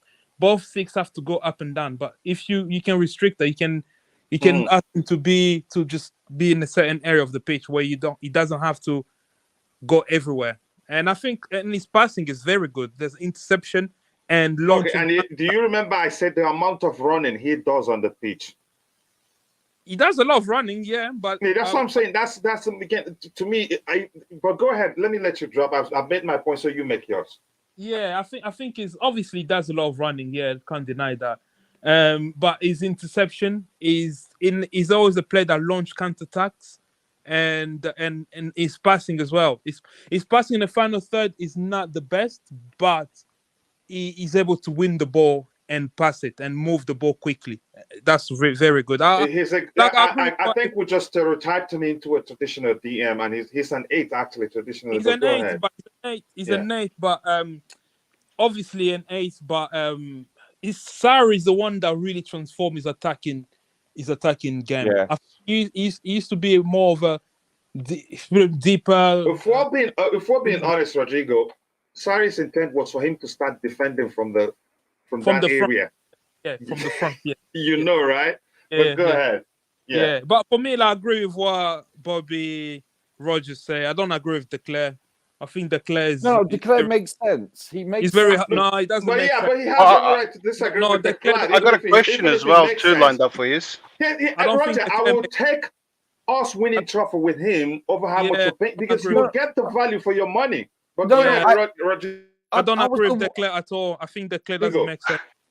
I think Declare doesn't make sense. He's very harsh. He's very. There's another factor as well. I'll add this. Let him drop so that you get all the points. My bad. You're cutting out a little, Rodrigo. I keep thinking you finished. Am I back here? Yeah, you're right now. Okay. I just keep thinking like you kind of finished, and I'm just ready to jump I'm gonna finish now. I think you're being very disrespectful. I think you should be banned from this channel. Coach, ban this guy. How can this guy say we need to get rid of Kante? Are you working for Bohley? I feel like I've said worse stuff than that. Oh, I'll let you answer that. I'll let you answer your. Go ahead, Declan. Go ahead with what you're saying. We have about 30 minutes to round up, and we still have a lot of stuff to catch up for. Go ahead, Declan. Yeah, I just wanted to add too, because everyone's under the assumption that he's going to be the player we remember as well. I think there's a less chance that he's going to be that great player. I don't think maybe. And if we are nursing him and whatnot, I don't think he can run the amount of Ks that he ran. Or maybe there's a mental edge too with that many injuries. How many tackles would he want to go in? You know what I mean? I don't think so. Even if Kante plays, I don't think he's going to be the Kante we remember as well. I think he maybe be a lesser version of it. bit of a performance. He'll still be good. I just think he'll have some bad games, some good games, and then a high risk of injury. I just think that Kante and just biological, by just this could happen to anyone. Kante's superpower was running. No one ran. No one put the amount of Ks this guy put in. But there comes at a cost, just like as if you're driving a car, on your joints and whatnot, and how much they can take over time, right? That's why some of the good players that play for a long time, they let the ball do the running. Do you know what I mean? They don't do the running he does, and I think that this is caught up to him. And so I'm under the impression that on the amount of running.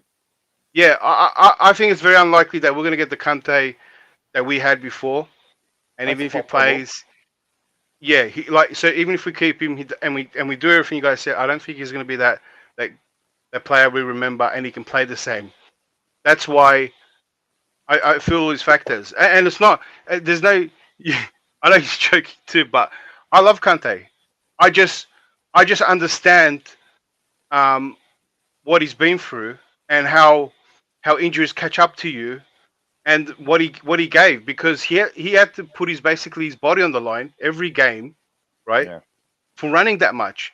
If you look at the numbers, they were insane, right? The amount they ran. That's what where everything came on. Like there's two of him on the pitch and whatnot, but It's wear and tear. he's still human.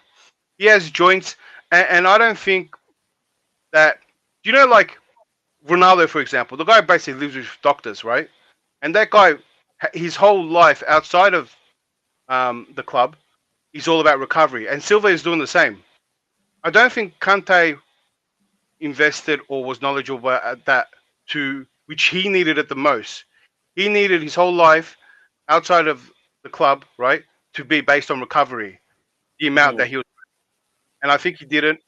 And I think it's caught up to him. And now we're getting a player that he's so injury prone and so injured, and there comes with a mental. There comes with a lot of things with that. I don't think he'll ever be that player you guys remember him.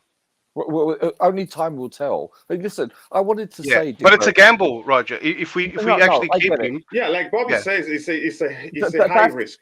That's why you mitigate the risk by incentivizing the contract to negate that risk, or at least reduce it.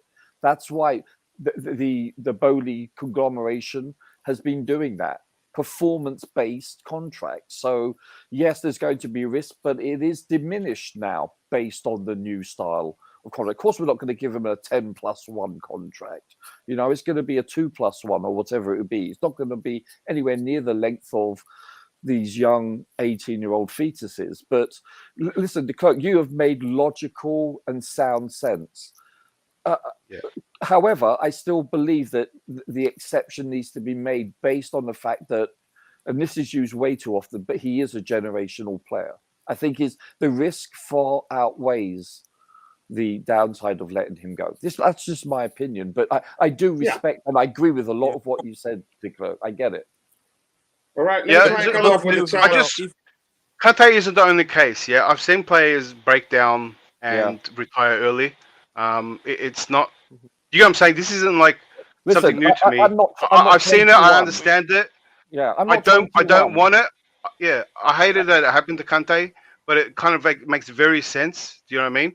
Yeah. And it's happened to a lot of players in the past as well. And just to hold on to, I mean, everyone just wants to hold on to the player, and it's going to be like, I'm going to be more disappointed if he stays and he's not the player he plays, and he's never the player we want. And it's going to be sad to see him struggle and stuff like that for me, right? And I kind of see it with other players. I get it. Yeah. I'd rather him have a payday somewhere because he doesn't have long left. The amount of strain he's put on his body. I think if he goes somewhere, you know what? Even if he went Saudi Arabia or something, and he got a big money payday, and he plays what the amount of games that you think he's here. Actually interested. Al-Nassr are interested, but he doesn't want to. A bit of news. If anyone probably it's going to be big money than he's ever earned overall, but you know him. If he stays, he's a very principled individual. Probably for family reasons, and again, he doesn't want to leave London. He likes London because I'm sure a lot of clubs probably again by now have reached out to his camp. But go ahead. I just wanted to add. the medical team that we have now aren't the greatest. We know that, yeah. So I want someone that comes in and that can actually look at Kante and say, you know what, we're going to work on him, and we can get him back to his best, and then that's a project for them. And if they can pull that off, that'd be fantastic, right? And then I'll be all for it. But I just don't see it, and I've kind of seen too many examples. And he's someone that has run more than anyone else, and I think he's just an extreme example that didn't look, that's far from it. If he does it, that's be great. I have to sort of hold my hand up for the current setup. The new medical team have just got through the door, and I think it's premature to say they're no good. They've replaced the old team, and the old team had to deal with a lot of injuries as well. This lot were hit with a spate of a huge number of injuries from players that we know are susceptible to injuries. So I think it's perhaps unfair to say they're no good, yet. Yeah. However, The I press get are your point. lambasting them. Maybe no Yeah, good wasn't the I word. get your Maybe we don't point. trust them as much. Yeah, Well, let's we get can't over even this say one that. quickly, please. We'll have a few minutes with a lot to talk about. Go ahead, I wanted Bobby. to say, We if can't even anyone is say- interested today, Andrew Santos is playing for Brazil Yeah. under 21. The Oh, kickoff is okay, at 10 okay. p.m. Go ahead, Bobby. We can't even say that because they haven't, had any time to really show their worth, and they're just beginning to work. However, I get your point about if they say, right, we can work so and so way with Kante, do this, do that, and get him playing. They may be saying that. I think the acid test, or the proof of the pudding, as it were, will be if we sign him. I trust Vival and Paul Winstanley. They are the guys really in charge of this and the decision making in and around this, in consultation with Potter, and of course with the owner, who the owners, or rather the chairman, Mr. Bohley, who will be bankrolling the whole thing. So and would like evidence, since they believe so much in data, to support their financial investment. So let's wait and see what happens. All I know is that if he signs, it means that the medical team must have given some sort of guarantees. If he doesn't sign, then you're right. It means they feel that the guy's washed up, for want of a better word, and it's time to let go. So we'll find out probably by June, if not before then. All right. Thank you very much again. I have to catch up with what we have in the chat. We have other topics to cover, and we have just a few minutes, about 15 minutes to round off. Annie, thank you so much for finding the time to join the show. You can always share the link to your channel and advise people to go check it. And if I get to it, I'll talk about it. I appreciate you being part of the show. Thank you so much. That means a lot to me. Europa League, here we come. I don't want us to do that. If we miss out at the top four, let's get it finished like 11th or 12th, really. Big up. But Caicedo will be so expensive, 70 add-on plus again on all that. I've heard that again. Alvarez from Ajax, not really, not the ideal DM if you really want again somebody who can again do better. Brighton could do a West Ham and then slap a 150 million price tag on him. 70 million is kind of cheap with how inflated the market is. You could argue that, but I don't think we're going to pay that. If Kante comes back, 80% of him is still 5 to 10 percent. Better than the rest of again at the position. You could argue that too. Brighton said Caicedo is not for sale. It is the usual thing. We've been hearing that since the beginning of the war. They priced him at 70. We'll get to that in a bit. But speaking about it there in the chat helps. So that if we don't get to it, we already talked about it. Kante is again what the trouble. Akpan, it's on the top. I'm not sure. What again makes it the best. Make it a base salary of 200K, and it can go up to 300 when he plays. I think something similar to that. Then the structure probably something similar to that. I don't know. Messi has no pace, but again he's lucky to have that dribbling and vision, his intelligence as a player, his ball control, and all that. You could say the same thing about Thiago Silva. I cannot remember the last time he played. Kimso. Let's see what else we have. Bobby Fairview says again, buying Vadio at 100 million pounds at the fourth as the fourth player for the same position would be a Bohley move. I don't think we're going for Vardy now. But that's, by the way, N'Golo Kante's mentor to a lot of our young French footballers. Really, I didn't know that. But thank you for that information. Kante reminds me of Claudio Makalele. Different. Very, very different. Different. Makalele didn't run that much. Kante runs a lot. Really. Oh, no. Now I know why they hit your message there. I don't think that's necessary. Yeah, Elijah. Kante can play more in a more reserved way that's the adjustment he needs to still be very effective even without him running that much. I'd rather have Kante as a DM rather than Jorginho, of course. Do you really need to say? Do you really need to say that? Play Kante against the big teams. Yep, I would do that. I would gladly keep him and do that. Again, he's capable of winning you stuff. Kante at 80%, it's better than most midfielders. That's just the truth. We won the Europa League under Sarri with you could say not fully fit Kante, half fit. That was that one. For the Champions League final, not fully fit under Thomas Tuchel. Yeah, so that shows you how it is. Breaking news: I hear Arsenal have signed Trossard. Excellent signing for them. So good luck to him there. Really? Yeah. Sorry. Arsenal really signed Trossard?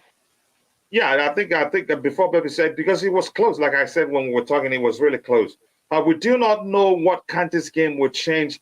We do not know that Kante's game will change when he comes back. He's been out and back several times, and his game has stayed the same. Just like Silva, Kante will come back and stay the best. I hope so. We don't know what Porto. Sorry. We don't know what style Porto want to play, so how would we know? Yeah, exactly. What makes Bobby trust Vivell again? Has he done anything to earn your trust? We have seen nothing yet from these guys, other than a mind-boggling decision. I don't think we'll have time to address that. Really, his track record speaks for itself. Yeah, Come on, guys. That's fact. I mean, he's done well, really. Yeah. If we're being honest, he's done well. That's why we actually went for him in the first place. Personally, I feel the new ownership is buying all these players because come a time they might not purchase players for some time. That's the least of my concern. As long as the young players will purchase if they're developing quite well and they're ready to be integrated into the team, I'll be okay with that. I might be wrong, but that's my thought. I think you're slightly correct. I'm not sure. I don't want to go into that in detail right now because we don't have too much time. Yes, people, we're at 183 likes. We need 17 more to get it to 200. We can do that. Please, if you haven't, take a second to drop a like on the stream and subscribe to the channel if you haven't. Thank you so much. And this is the link to the, again, a Blue Clouds Media YouTube channel. And it says, guys, this is me from Blue Clouds Media. Check the channel out, and then I am sure you won't regret it. And please be sure to subscribe and let him know I sent you. Thank you very much, guys. We'll move on so we can catch up with all the topics we have. We've discussed this one. What else do we have here? And this is just not making any significant headway in the pursuit of Noni Madueke, and PSV are very reluctant to sell. They have a figure of around 40 million to 45 million pounds. If Chelsea gets near it, maybe it gets done. To me, I think the pursuit of Noni is just he's a good to have player at this point. I don't know if anybody else wants to talk about it, or we just move on. Anybody on the panel? Injury-prone player, move on. I don't know. Yeah, I've heard 1,000 people say that too. So yeah, we don't. It's too much money for what? Because we have Sterling in that position. We have. We have too many attacking players now. I don't think it's wise to sign another attacker. Especially and just to make Roger feel better, you had to retract your rephrase it, right? Yeah. Yeah, I'm not interested in this guy. I don't know. It doesn't fill me with any confidence at all. Oh my goodness. That's by the way. We'll move on from that one. Anything else here? Chelsea have tested the waters with around 65 million for Caicedo, but Brighton won to 75 million pounds plus. Declare, I'll start you on that one, Declare. testing waters is a good new phrase for rumors, I guess. Yeah. You were looking, we're inquiring, now we're testing waters. I mean, testing waters really Simply, would mean I think they we're I know actually you putting a understand bid in. that too. Yeah, we're No, putting no, a bid. but Yeah. you know what? To test. See, they use it. They're trying to change up their words because make it look more original. But testing waters originally would mean that they actually put a bid in That's what to it is. see. Yeah, that's how I see it. Yeah, but where? So is this saying that we've put an official bid in? Yeah, that's what it is. Yeah, Chelsea Then- have tested. Yeah, I mean, It's past tense here. We've tested if it's the water with around they're not even sure the figure, £65 million. I But think go they ahead, nailed Flair. that means there's a strong. If that's official, then there's a strong. Not a strong case. Sorry, there might be. It might be our player by the end. Yeah, I think that's very correct. But wait, is I that think it's very Trossard correct. new? True. I mean, play like in this stage of the season, and the way they're going. I mean, do I want to lose Trossard? Like Trossard, I think they're ready to lose, but Caicedo as well. I think there's a lot of players here. Unless they got someone lined up, clubs won't want to lose players. This might be one for the end of the season. I don't know. To be fair, I mean, it's what's trending. What's You trending broke is up, Bobby. What did you say? Yeah. I was saying, to be fair, it's what's trending. I haven't seen any confirmation that Arsenal have got him, but they are chasing after Trossard. And they are in advanced talks, according to Fabrizio Yeah. Romano. Yeah.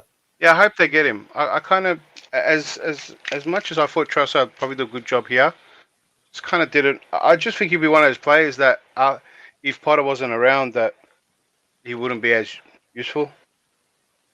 You know what I mean? It could be one of those fringe players that just stays here. Guys, what do you think about Caicedo? Is everyone high on him? I'm high on him, really. I would take Really? Yeah, I would take him. I think we can do better. How, to who? At the end of the season, I think there'll be much more options. Yeah, but do we have that luxury? Yeah, I think I they're think so. trying to make sure we're able to at least do Of course, well. we get that luxury. What do you expect from this season? Top No, 7? I'm saying again, if we really, I think to, if I was close to him, he would have punched me, really. But here's the thing. Here's my argument, Declan. I think we're fighting relegation more than top 7 at the moment. So Look, true. Declan, so we have glaring issues in the team. If we don't solve it, we may end up in a relegation battle. And Caicedo probably, I think, from what we were seeing, I think again the push comes down to to Potter's request. He wants him. More importantly, He wants Caicedo.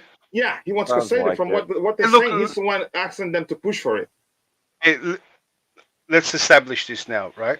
he's testing the I water. think I think Bohley wants a lot of players. Too many that he can't fit in the team. That's Bohley's problem. And he can't get all of the players that he wants. So what Bohley wants is not for me like to say, oh, he wants him. No, Bohley wanted Ronaldo, right? And we don't have Ronaldo too. So I'm not going to go off what Bohley wants. He's also We got a spoken to technical Neymar director. Camp. We've got a technical director that's meant to fit some kind of theme, right? And I don't even know what that philosophy or theme is yet, because the coach and the recruitment doesn't line up yet, right? And I do trust the technical director. He's the only person that I trust at the moment, and I want everything to go by him, right? Not Bohley. I don't care what Bohley wants. Bohley just learned the offside rule. I'll just tell you that.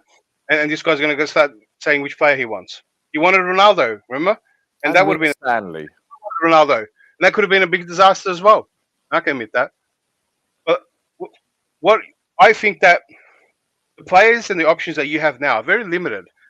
And I'm starting to think that Ole is trying to make his mistake on the big call about Tuchel, and he brought in Potter, and it's not looking good at the moment. And I think he wants to improve that. And I think he's actually getting players now which aren't needed just to make the season look better. Maybe ego, whatever. That's a bit of a theory. I hope you're proven wrong, But Declan. Declan, it's This not is a desperate Bohley window anymore. for me. You overpay and you give wages more in this window. It's a desperate Yeah, window. that's It's general only, transfer you only go window for for me. players when you're having a season and you lose some players and you want to continue or fight for the things you're fighting for, and that's when and because of injuries you bring in that player or a player wants to leave. It's just there's certain circumstances. That's why it's that type of window, right? At the end of the season, we have more negotiating power, right? There's going to be way more players available, and at better prices, right? And I can understand if we got like, for example, how we went and got Nkuku. If that was a buy for the next season, and we eliminated a lot of competition. If it was like that, yes, I agree. But these signings aren't that, and the money we're paying for them aren't that. And let me remind you guys, because everyone forgot when Bohley was trying to buy the club, there was a saying that he kept repeating: sensible spending, data-driven transfers.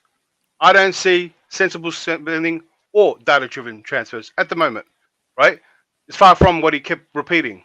He sold that to the players. To the fans, and every fan loved it, right? And that's not what he's doing.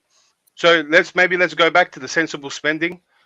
I want good recruitment, right? It's not his window anymore. It's Vivel's. I don't think it's Vival's in a long term. Like these players are coming in to help for short term for some reason. Like we're rushing him. I guess Modric wasn't, but that's Arsenal were in for him. Maybe we moved in because we were going to go from later. I can see that point of view. Yeah. But all these other players, I mean, if Vival if he's buying players now, must come now because we need to help the team now, then of course he's going to buy players for now, right? With the idea to help right away as well. But if Vival got the choice to pick some of his greatest young talents, then it'll be different. So I mean, what about who do you think's pulling the trigger then? I think it's a team, but I think Bohley. Bohley's having to come off to me as very controlling. I think that everything has to go through him. So you think he's another Jerry Jones, huh? I have to say, it's all like fury. But Bohley is not going, and I'll give you an example. Detro Fofana, Andre Santos, Benoit Badiashile, these players were scouted and they were profiled and they were put forward for purchase. Bohley didn't do any of that. Yeah, you think it's not a crime for him to get experts to select players and for him to fund them. I don't understand the negative publicity attached to this guy that's trying to create something special, along with Ed Barley and all the other members of the consortium for the club. I think it's very unfair, and I don't know where it's coming from. Look, these guys are doing the best they can. In summer, when they remembered how the club was sold, that's something people always forget. And they came in to do something rather than nothing.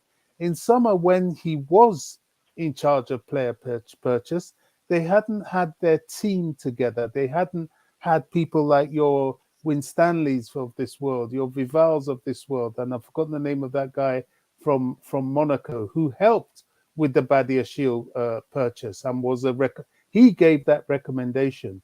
They weren't there, and these people take time to come into a club, especially a big club like Chelsea.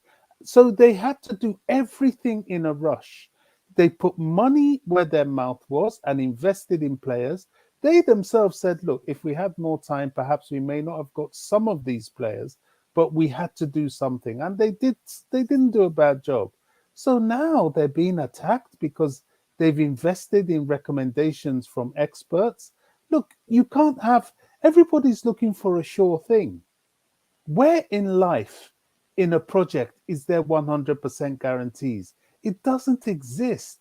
You get the best probabilities, you put them in place, and you move forward. And this is what they're doing. They're attacked. Oh, they're having these players on a long contract. What if this? What if? Everyone looks at the whole doomsday scenario, forgetting that these guys, before they bring these people in, they've done their homework. When you go and buy a car, you get it looked over, you look at the mileage, you look at the data of that vehicle, and you look at the performance capability of that vehicle. And if you think, oh, this is a good car to buy for this price, you buy it. There's no guarantee that the car is actually going to do what it says on the tin. But if you've looked at every single probability that it will, usually 9 times out of 10, it will. That's the way forward with anything, in fact, with everything. So I think we've got to take it easy. I don't understand this. Everything they do is bad. They come in, they made a decision. Anybody, if you bought a house, or for the younger ones of us that rent apartments and things, sometimes you rent an apartment that has furniture. Sometimes you don't want other people's furniture, you want your own. Or you buy a house, you see a carpet in the house that you bought, and it might be a perfectly good carpet, but you decide, you know what, this is my house, I want to make it my home. I'm going to get rid of this carpet, sell it, and put in my carpet that I've bought, because it has that feel of me. And this is what these people are doing. They came in, they've seen the club, they've decided, right, the days of the likes of Marina and Czech, who was associated with her, and the old owner really needs to go. Not that we have anything against them, but look, the way we're going, we don't need this baggage around us. So they got rid of them.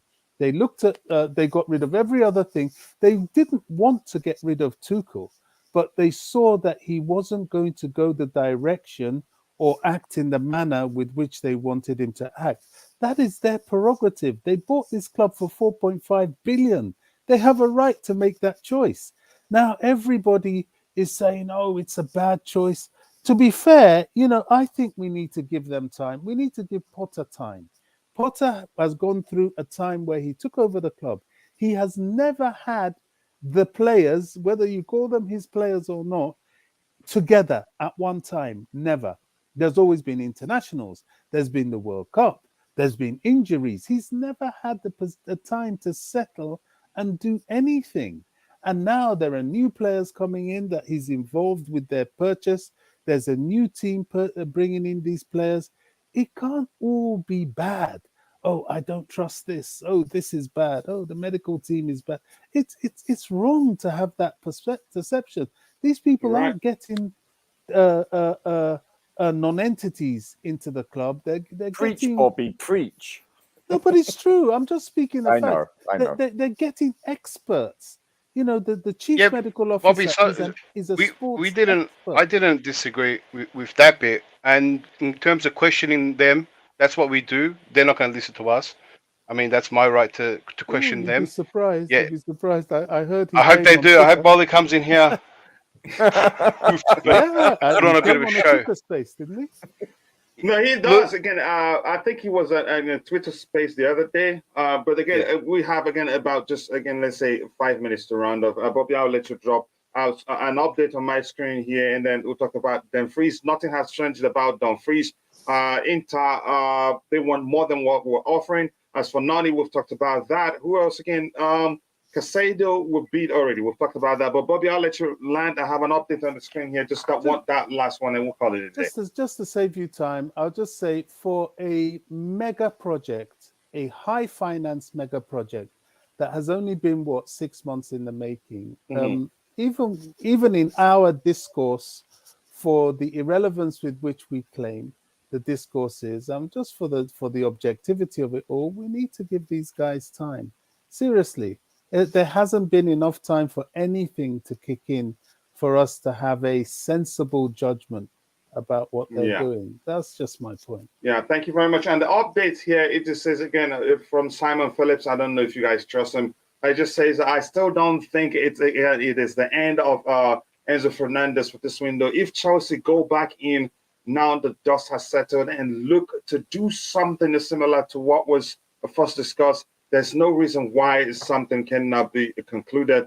Plus, I think other journalists are reporting, some outlets in Portugal are saying his head has turned. Yeah, he's playing. He's a professional. He has to play. That again, they may well end up selling this window. But let's see what happens. So we'll move on from that. What track? We've talked about that in this one here. Kante he was more like David of the Netherlands, not like Makalele. Yeah, like I said, I think he's different from Makalele. Otis Maxwell, thank you for that. Bohley brought in Badiashile. Okay, yeah, good. No matter how you see it, whoever scouted it, overall, he signed it. They signed the check, the owners. Now, what am I missing? What Champions League winning teams has Vivel ever put together? Does he have to really have to do that for you to say that, yeah, he's good enough, or he has a good, again, a pedigree that moves you maybe. Which major league trust again is earned, and the result doesn't match. Here's the thing.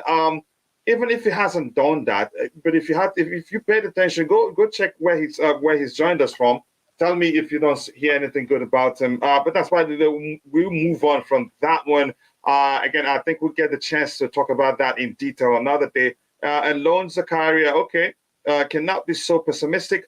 Again, we signed a bunch of kids. What are you saying? Yeah, I get the argument. It's getting serious right now. Kante is only player who pays full tax. Yeah, I remember that. They approached him with again an offer so that he can an offshore to avoid taxes and all that. But I think he refused that. He's a clean guy after all. Again, a nice individual beyond football, really. For being honest, if anyone deserves to pay, it's him. Again, at least money goes back to Again, human. What does that stand for? I'm not sure. We have a recruitment team. That's the truth. I don't agree with my brother who was on mic early with much respect. These players are for long term, not short term. I think you start now and work your way out to summer. The future is bright. The future is so bright. You need glasses so it doesn't hurt your eyes. I'm concerned about the immediate future. I don't know how else to phrase that again. People don't forget, if you are on iOS, you can use the heart icon to help like the screen. Thank you so much for reminding people that it does go a long way. Facts about you, Keshawn, loves your contribution there. Keshawn, nice to see you again, brother. I haven't said hello to you. I hope you're well. People want the most recognizable names instead of what fits what we're doing. That's important. Research, scouting, make sure the player we're paying for fits into our current project. Headline margins, okay, yeah, you don't need, that's not necessary, really. The director structure makes no sense. The long contract makes no sense. Burning 400 million and the team, I might as well just say burning 400 pounds because there's no M, but I'm kidding anyway. Again, and the team still imbalanced makes no sense. Tearing up the organization makes no sense. What makes sense? No, this guy, he just criticizes Chelsea for criticizing. What makes sense to me is that the future is bright. We signed quite a lot of young players, and it's a new regime. They have to do things the way they want to do it. They spent 4-point-something billion buying the club. Do I think they've gotten every decision they've made right? No, I have my reservations and taken questions regarding some of the decisions they've made. But that's, by the way, I think they've done more good. But there's an explanation for all this, if that's the way they're going, and it's a very franchise approach. Yeah, and I kind of hope it's better than that because we have it here, same as America. It's to think if buying these youth players were almost like picking draft picks, right? And the philosophy behind franchise clubs is, if you accumulate the best talent and you have, and they develop, right, and you just got the best players, you're going to win things. That's the philosophy. They don't go by, going by the manager's philosophy or whatever, or his style, nothing. They just try to get as many good players because they don't have transfers, right? As many good young players in, and then as they develop, then you can have a team that wins stuff. But Bob, declare that they draft based on the formation they're going to use. Depends on whether they're going to use a 3-4 defense or a 4-3. Are they going to use a run and shoot? That comes a little second. They go for the talent first. If they think someone's going to be a good player, if we continue a beat, the chat will fill. I'll just quickly sum it up for the answer question. Yeah, it's just a franchise mentality for me. Right, maybe a bit more time will tell. Right, so they do long contracts as well, right? And we have it down here. They spending the money now, but it's almost spending the future money with the length of the contract. That is purely just FPP.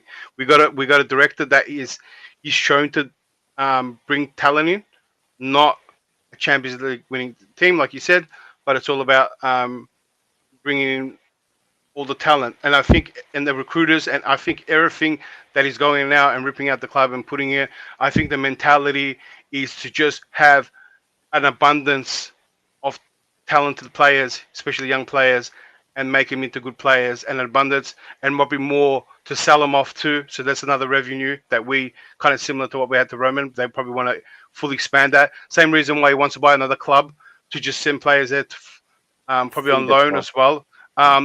I think the mentality is just that success is going to come from that, and it could work, or maybe not. I think it's a little bit of a gamble with these long contracts, if these players don't come through.